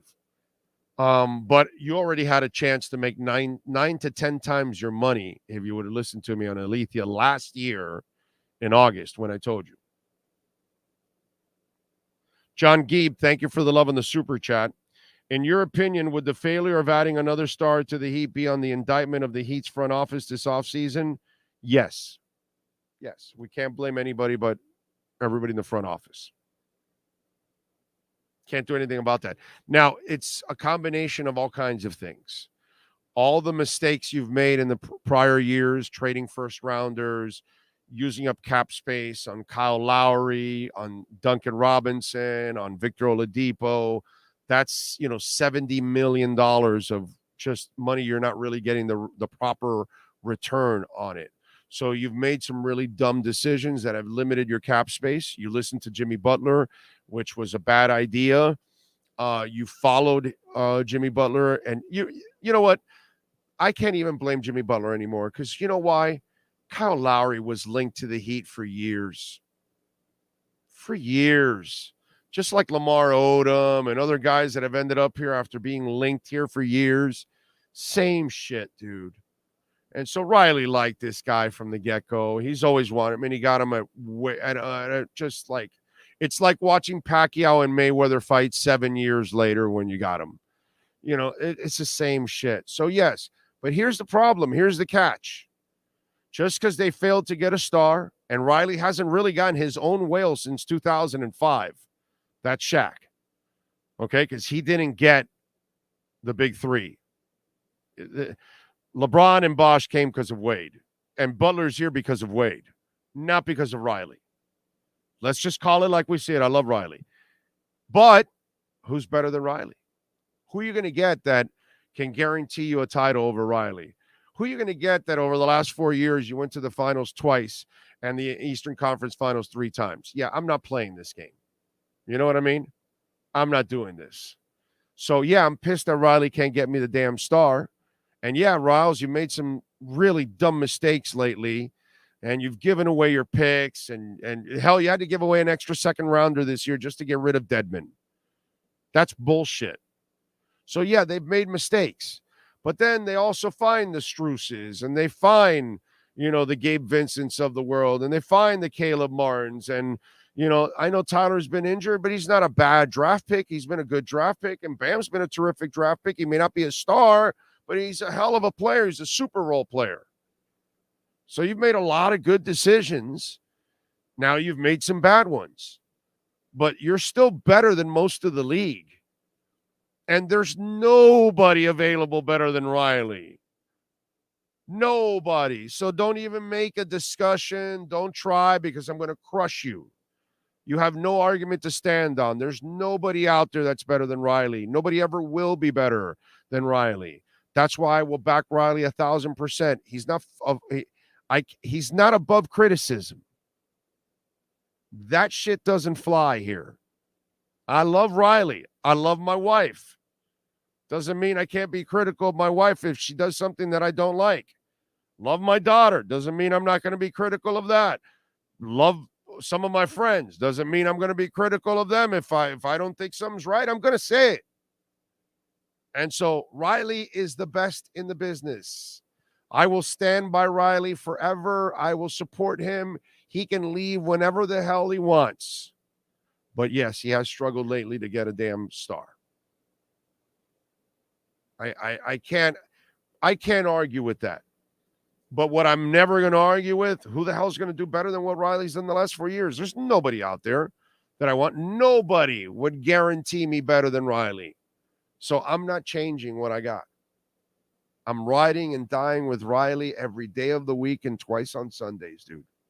That's my guy, and I'm his wingman, and I'm his left tackle, his right tackle, his center, whatever. Okay? Love that dude. What he's brought here for 27 years is unmatchable. It's several titles, it's several trips to the finals, tons of trips to the conference finals, tons of division titles. Forget it. I'm not changing this. The memories I have are endless. I see what goes on with the other teams. I'm not changing a goddamn thing, ever. And I'm going to stick through thick and thin. Like when you love your wife or your husband, whoever's listening out there, right? And if you truly love your husband and your wife, you're going to have your ups and downs. But if you truly love them, part of love is fighting through adversity. And Riley never gives up. It's kind of what he talked about with LeBron, that when it gets tough, you don't run like LeBron's wussy ass runs. Okay? And his 2 titles since he left here, Still have an asterisk on it because you got a suspension with Golden State and injuries in the bubble. And you couldn't win shit without the Miami Heat before that. Okay? So I'm never, ever, ever going to leave Riley. You're never going to hear me fire Riley. Ever. Dale Talon, I wanted him fired because he didn't produce jack shit. You kept telling me about the players you have, and I don't see the goddamn results on the ice. Get the hell out. I don't care what you did in Chicago. That's what got me tired. And finally, I was the only one that had the balls in this town to say, hey, Dale Talon needs to get fired. And you know why Dale Talon needs to get fired? Because he doesn't produce jack shit. Just like plenty of people that I said, get rid of this guy. They don't produce jack shit. Pat Riley produces a ton and continues to produce a ton. He's not even at his best, and you're getting to the finals. Think about that.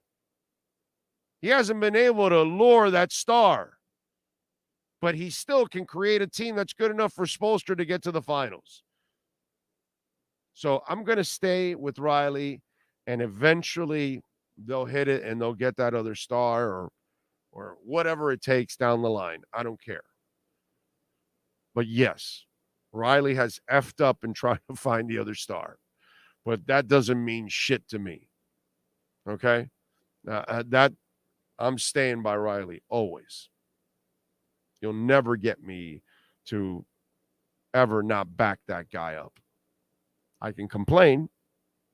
I'm entitled to complain because I'm a fan, but no.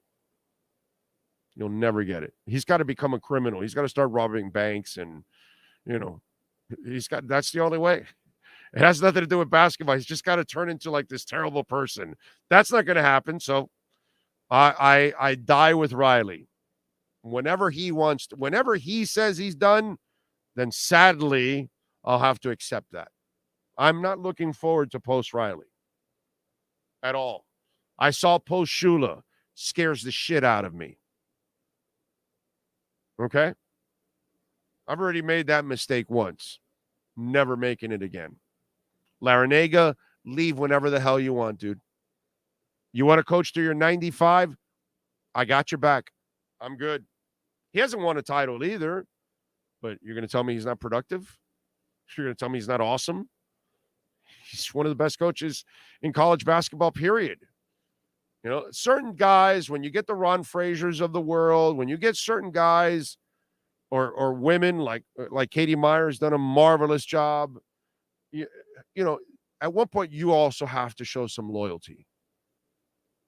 And what we did to Shula, that things were going a little bit awry, we just gave up on him. That's bullshit, dude, what we did to Shula. It's absolutely criminal what we did to Shula. And I'm not doing it to Riley. I'm not screwing somebody over that's given us everything. Did that once, never doing it again. This commentary is a little too early. Lillard is not going to be available to move until July 9th. I don't even know if he's coming, bro. I'm just, what I'm going to do from here on out? I'm just going to think Heat. I'm going to get ready for the summer league and the preseason and, whatever. And if the Lillard thing happens, it happens. And if it doesn't, then let's see what else you move on. But I'm not going to kill myself on this because there's just not enough proof that he wants to be here, dude. That he wants to leave Portland. I'm sorry. It just doesn't sound like it. At least with Bradley Beal, it finally came to a head and the decision was made. Here, there's still too much dicking around, bro. Sucks. Can I change subjects here and talk a little Tua with you guys? All right, am I allowed to talk a little Tua? Marcel Louis-Jacques had an article It dropped yesterday, I believe he told us, if I'm correct in the interview. And you can go read it. It's about Tua. It's a good article. He was able to talk to some folks around Tua, get some insight.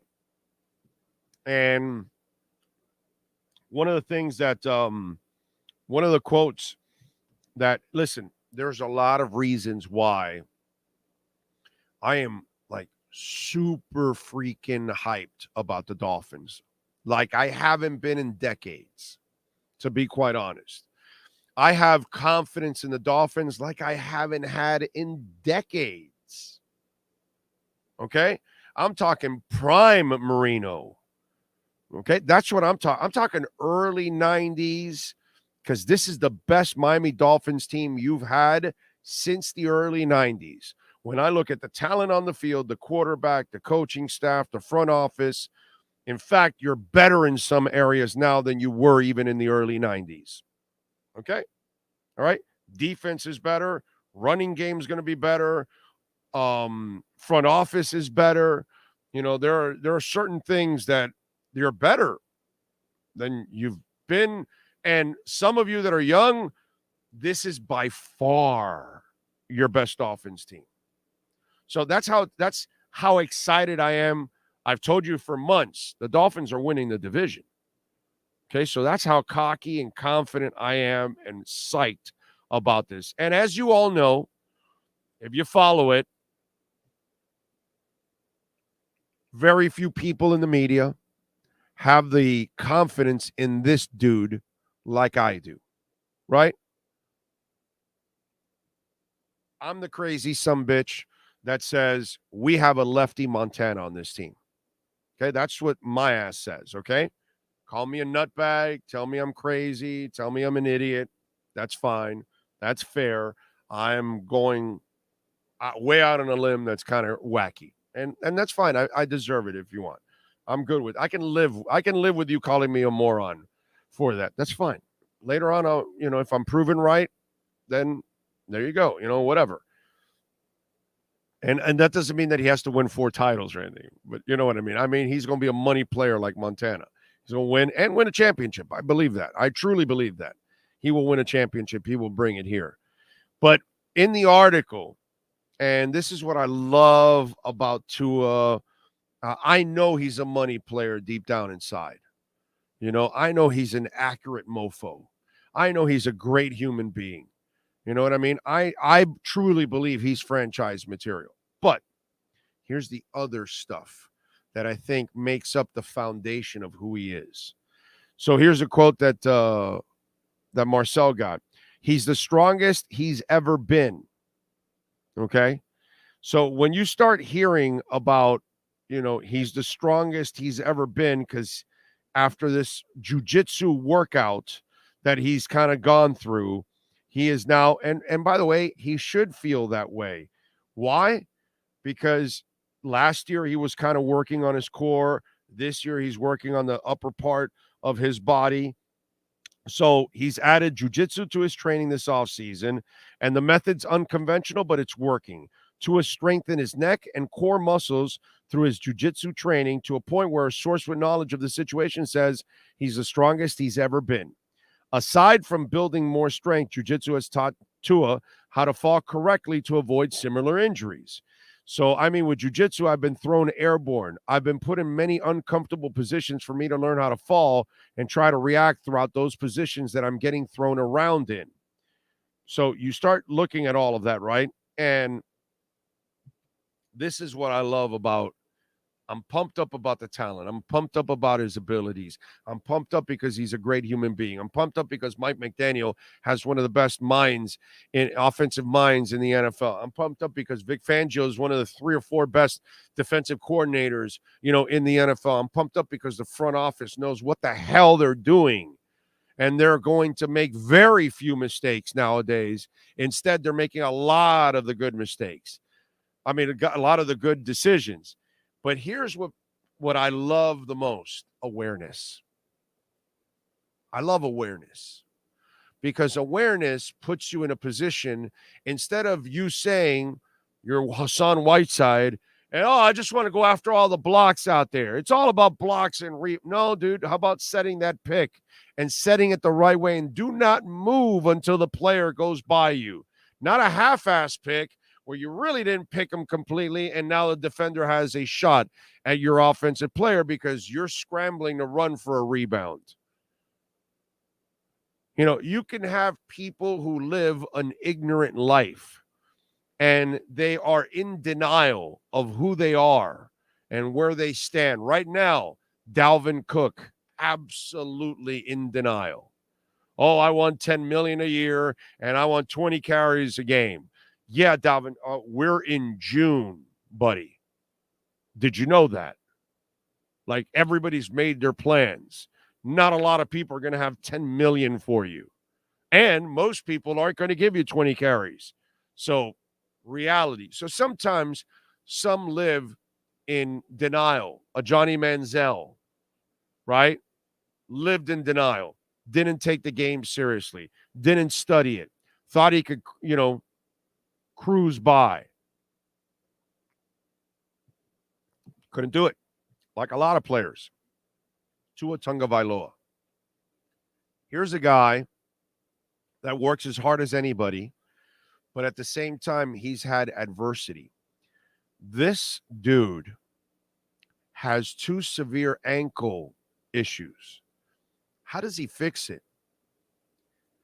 He gets titanium rods to wrap around so it doesn't happen again. Who the fuck does that shit? Here's a guy that blows out his hip and has the discipline to work so hard right after surgery to the point that he can work out just a couple of months later in April for teams. And by September, he's ready. In 9 months, a career-threatening injury, and he's ready to play. Following year, he spends his offseason improving his core. Comes back, has a hell of a year, but has some concussions. He addresses it by understanding balance and learning how to fall and trying to brace it. So instead, he can have a better chance of surviving some of these hits. And then at the same time, he builds up his body. This guy does anything and everything that it takes to be a professional, to be the best at what he does. He's not out there to screw around and go out to bars and get into drinking contests and then try to be the quarterback of the Cleveland Browns, right? This is not a Ryan Mallett. This is not a Jamarcus Russell. I could go on and on. This is not Ryan Leaf. This is a dude that takes things as serious as some of you take your profession out there. And these are the things that, on top of everything, I'm excited about the player. But then when I see that the player is willing to do whatever it takes to be the best he can possibly be, it reminds me of Zach Thomas. Hyperbaric chamber, study your ass off. Yeah, you're undersized. Yeah, you're not the most athletic guy. You're not built like Urlacher. You're not Derek Brooks. You're not Junior Seau. You're all these great linebackers that he played with, that same era of linebackers, and Ray Lewis and this and that. And he had to find a way to stand out. And he had to find a way to stay on the field because he wasn't a big guy, but yet he was physical. So he studied his ass off and knew all the plays. And then he treated his body like it was a temple. And he did things that just people don't do at his size that much. And then he ends up in the Hall of Fame. And to me, Tua Tagovailoa is on the same path, except he'll end up with the title that Zach did. Because he's the kind of player that can help you get that title. Unfortunately, Zach did not have the right quarterback to get him that title during their peak run. It is what it is. But Tua Tagovailoa just makes me feel more secure every single day, every single week, every single season, and I know there's a lot of FUD out there, like with crypto at times. And I know people want to create this kind of FUD and even laugh at the jujitsu stuff and think that it's not going to help. Of course, it's not going to be perfect. Nothing is. But can it help him do his job better? Yeah, dude. Yeah. Because anybody that takes judo or jujitsu, I took judo, they'll tell you that even when you're done doing judo, for the rest of your life, there are things you picked up from it that are going to help you. And falling is definitely one of them. That's for sure. That's for sure. So really pumped up. Anything and everything Tua is obviously exciting for me. But to hear where he's at physically, and I watched him and I saw him 2 weeks ago at camp. And he does look stronger and does look like, he's in better shape. And he's starting to look very Russell Wilson-ish, the body-wise. Of course, he's never going to have Russell's athleticism. That's a whole different conversation. All right. Cap for Life says, I'm pumped, bro. 12-5 minimum. AFC East. I got you, baby. I got you. I'm with you there. Brett says, yep, risk reward is part of investing, but you can slant the odds in your favor with things like DCA. That's right. Dollar cost average is always the best way to do it. Definitely. I have a friend of mine that's just like Cam, that he got into crypto a while back, a couple of years ago when it was kind of at its peak, and then it's dropped. And he didn't reinvest and didn't lower his overall price. So it's hurt him. He's got to wait to come back all the way. And it will, and it'll go to profits for him. But he had a chance to, like me. I already put my Bitcoin in profit. I'm already in profit. I don't have to worry about that. I already can sell for profit. Not that I ever would, but I could. Louis Riddick is way more credible than Calturd. Well, I don't know why that would be a discussion with anybody, by the way. That doesn't make any sense at all. Okay?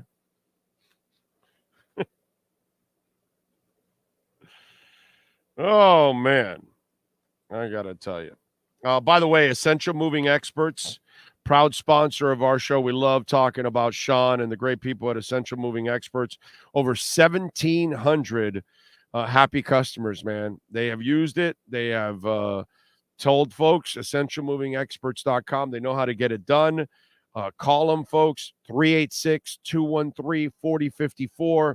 That's 386-213-4054. You want to move that office, you need to relocate it.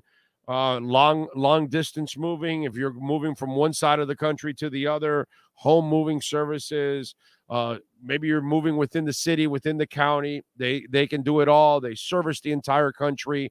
Call my guy Sean. He is awesome. He's a big Dolphins fan too, by the way.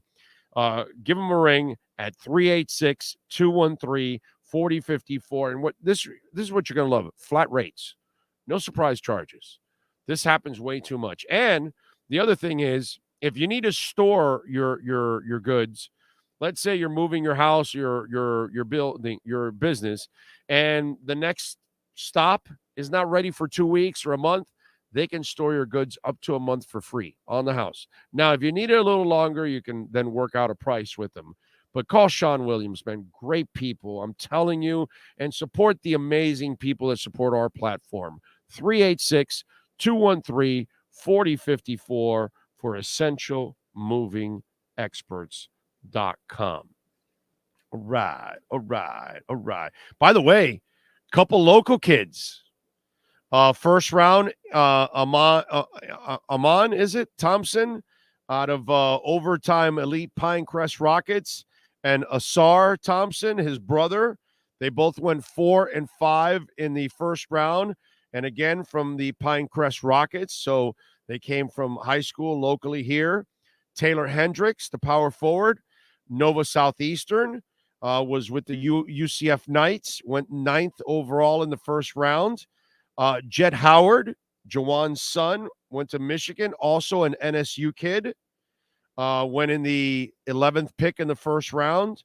And Tamani Kamara, forward, who went to Dayton out of Chaminade, Madonna, was the 52nd pick in the second round. So 5 kids out of South Florida in the draft. That's pretty cool. That is very cool, right? Because we're considered, football central, right? We get plenty of kids drafted. But to get that many kids drafted in the NBA, that's pretty cool. Amazing how the brothers went 4 and 5. I think Markieff Morris and Markieff and his brother, I want to say they were like 13 and 14 or 15, 16 or something like that. They were in the middle of the first round, if I remember correctly. Maybe a little later, maybe 18, 19, I don't know, somewhere around there, I think. I want to say right there. But these guys, bro, this is pretty high. 4 and 5 and brothers and South Floridians. It's pretty cool. I thought that was actually pretty awesome. With your knowledge of football, do you think if given the opportunity, you could do just as good a job of building a team as most GMs? No, I'm not going to say that, Troy. You know what I could do is I could go find the person to hire to be the GM. That's what I could do.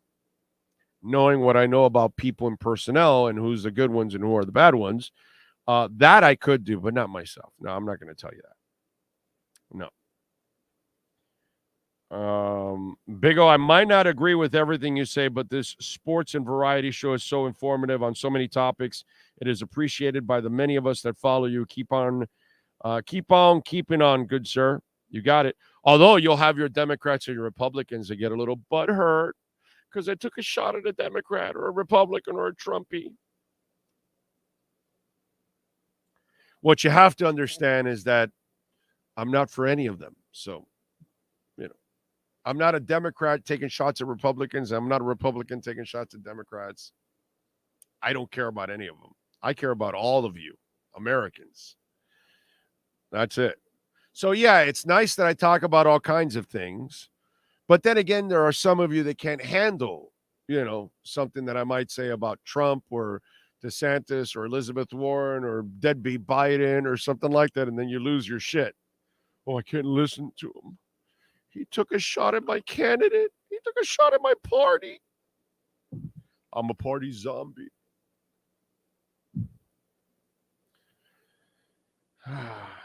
But anyway, what can I tell you? I love Riley. I got to pick on him a little bit here and say, bro, I need you to give me my star. Let's go. And I know he's trying. It's been rough, dude. It's been rough. That one's been rough. That's the question. Some of you aren't big enough boys and girls to handle the brutal honesty about some things. Even happens with sports. Oh, dude, I've had Dolphin fans that have been turned off by me in the last 20 years because they lost their shit about me telling them that this is not going to happen or whatever. You know what I'm saying?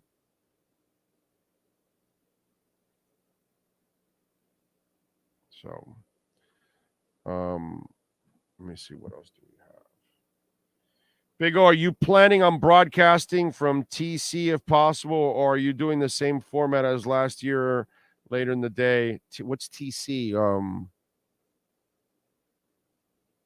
What's TC? I don't know what's broadcasting from TC. Hey, you gotta help me out, bro. Even Sean. Was he talking about the concert next week when you're in Atlanta, right? Or no? No, I'm broadcasting from my room, from my hotel room. Yeah, but I think he's asking, are you going to do later or are you going to do the same time? No, it'll be the morning show. No. I'll wake up and do the mornings. No. It'll be, Monday I'll do it from the studio here. He just answered training camp. He's talking about training camp. Oh, yeah. That will alter. Yes. That will definitely alter. Yeah, I don't know what the exact times are, but if it's a morning practice, I'll be at the practice, and then I'll be in the afternoon. Anytime you see a Dolphin practice in the morning, I'll be at that practice, and then the show will be in the afternoon, guaranteed. Yes, that will alter the show. I have to be at practice, guys. I have to be able to see it myself in order for me to talk about it. I think it's important. I think you guys want me at practice. I think you want me on that wall. You need me on that wall. Plus, it's a better way of running into information, right? I mean, sometimes we come back from practice and we have a whole bunch of information for you, So these are things like we told you already. It's been a couple of weeks, right? We told you Dalvin Cook and the Dolphins had already talked. Yet now the Dolphins are doing their homework. Bro, they did their homework already. They talked to him. He already knows already all that stuff. And I'm the one that told you he'll accept a 1 or 2 year deal depending on the situation. Nobody told you that. I told you that. So, yeah, definitely. Well, it'll alter it, but we will be there because we want to share that information with you all out there. Big O, seriously, brother, thank you for making my mornings entertaining every single day. You get me by the rough part of my mornings. Well, Yater, you are welcome, sir. And I want to thank all of you for making, my life an absolute pleasure. No matter how bad the situations radio-wise they were at times, all of you have made this well worth it for over 30 years. You know what I'm saying? And that's because of the support you guys give us every day, hitting the like button, watching the shows, sharing it with people, making donations, whether it's Cash App or Venmo or a super chat, sending presents like the hat, like a bunch of what's it called, Funko Pops, all kinds of, a Devo hat, whatever it is. A bottle of Fiji water when you meet me somewhere. I mean, it's endless. So the relationship that we've all built together, it is absolutely awesome. And that's what keeps me going on all of this, man. You know what I mean? And I think Sean being with me now the last couple of years, he's kind of felt that same love. And you guys have embraced Sean too. And that is just absolutely awesome. So trust me, it goes both ways, True Fin fan yesterday, shows up at Hialeah Park. And, those are things that are just priceless, man. And we thank you for all of that. So we appreciate it big time. So Brett says, Big O, I've also hated both Dems and Reps for many years, especially the extreme. Well, the extremes are really what's screwing up our country, right and left. They don't know it, but they're the ones that are screwing up our country, the extremes. And that, the problem is, and I was talking to a buddy of mine that's an extreme, and I tried to explain to him, dude, you do know that everybody's not like you, right? Because he's super religious and all that stuff. And I go, bro, you can't make everybody religious. You can't make everybody want to say no abortion. You can't do shit like that. There are people of different religions, of different sexualities, different colors, different nationalities, different tastes. As long as you're not hurting any other human being or kids, and, this is what you choose to do, your religion, your life, your sexual life, whatever, so be it. But you cannot manipulate, and that's the problem with the far left and the far right. They want you to live the way they live. Like I told you with that bill that they just agreed to now, that they just passed, the people that denied and did not want to agree on not the bill, the debt ceiling thing. Who was it? The two extremes, the Bernie Sanders people and the idiots with the Boberts and the Gates and all those morons. And you had Trump. Oh no, we want default. We want the country to go. Of course he wants it, because then that'll be perfect for their side. They don't care about human beings. So notice how they're both the same. Just because one's red, one's blue, just because one's left, one's right, the two extremes are the same. They're so fanatical about their sides that they pollute the rest of America. Okay? And luckily for the Blues, they're able to control it a little bit more. The Republicans, it's completely a mess. That party can't. That party's. I mean, Boebert's trying to do the whole thing against Biden, and then you got McCarthy shooting it down, and I mean, it's a mess on both sides. But it's the extremes that keep screwing everything up. And we have to learn, all of us, to be more accepting of everybody else, bro. It's like it all can't be one way, man. You just can't do that. We have to learn to accept people for who they are, for whatever religion they practice, for whatever God they choose to pray to. It's their choice. You know what I mean? And those freedoms are like, we're trying to kill them, and it's on both sides. Both sides. Okay? The extremes won't put up abortion for vote because they know we'll shoot it down. The Democrats, they won't put up CBDCs for vote because we'll shoot it down. One way or the other, they're all manipulating. All of them. The problem is when you're a blinded Democrat, you think it's only Republicans that are evil and we're all right and we're better. And then the Republicans think, oh, the Democrats are losers and this, that, and we're the ones that know how to do it right. No, nobody knows how to do it right because nobody's really looking out for Americans. And I tell you this over and over and over and over again.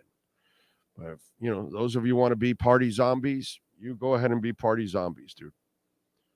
So, it's sad. It really is.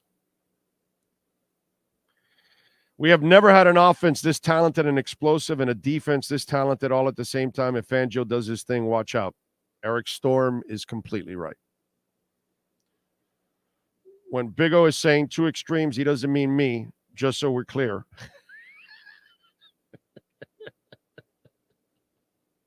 Two extremes sent that one in. That was good. I like that. That was really good. Although I know where this is going, okay, I will run for president. You twisted my ankle, people. All right, I'll do it. Well, go ahead, Cap for Life. I'll vote for you. I'm actually willing to bet my checking account that Tua plays at least 16 games in the playoffs this year. I'm with you. I think he's going to have because here's the other thing. Let me add a little chapter to Tua. Besides all the physical shit that he's doing, this is the next one. And as you all know, I love Tua, right? But what do I tell you? Who was the one that broke down all his big injuries? I told you this one happened at 3.85 seconds.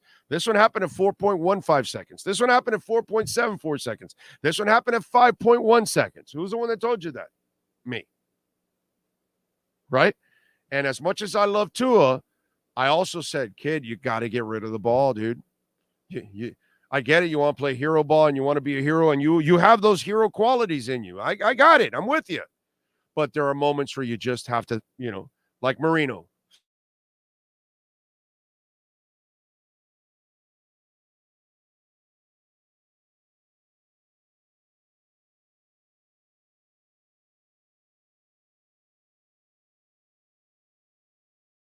Hold on. Okay. So be like Marino. Throw it away. Okay. And that's what I think is also going to happen. That's why I'm with you. And I think that Tua will end up playing the entire season because I think this time around, he's not only going to understand physically what he has to do, he's not only going to have to understand when he is falling, how he has to adjust, but I believe he's also going to understand I need to get rid of the football here to live for the next play. So I think there'll be less of the hero ball. There'll still be some. You're not going to take it completely out of him because it's who he is. He's wired that way. Okay? It's kind of like my style of broadcasting. I'm not changing. I am who I am. I'm not going to be an ass kisser. I'm not going to be a fluff guy. Okay. And I'm going to be brutally honest about everything. And that's it. That's just the way it is. I'm not changing. It's who I am. And he's not going to change. He's going to have some of those traits, but I think he's going to tweak that a little bit, because there's going to be a couple moments in a game where you are going to sacrifice because maybe there's a lot on the line. But if it's week 2 and you're in the second quarter, bro, throw it away. But if it's week 17 and there's, a playoff position on the line, you want to get the first seed, second seed, then you might have to sacrifice at a moment there. Okay, I get it. It's not all going to be perfect. It's not always the way you're going to want, and risks are going to be taken. As long as it's not inside a submarine that is, 3 foot big and can blow up in 2 seconds when it falls, 20 feet down under the water. As long as you're not in that, you're all right. We thank Manny Navarro, Cameron Wolf, and my man Dan Lynch. By the way, if you missed Dan, you need to go rewind and check it out. Early part of the program, he broke down a lot of the guys that were either drafted or signed last night by the Miami Heat that play out on the West Coast. And there's a lot of good insight on those players. So you can find out about Jaime and the other 3 guys that they got from the West Coast. My man Dan Lynch, who covers the Pac-12. He watches that West Coast stuff religiously. So I knew that he could give us some great insight. Sean Stanley, the man, the myth, the legend that masters this entire platform every single day. We appreciate you, sir, and your amazing work. Thank you, as always.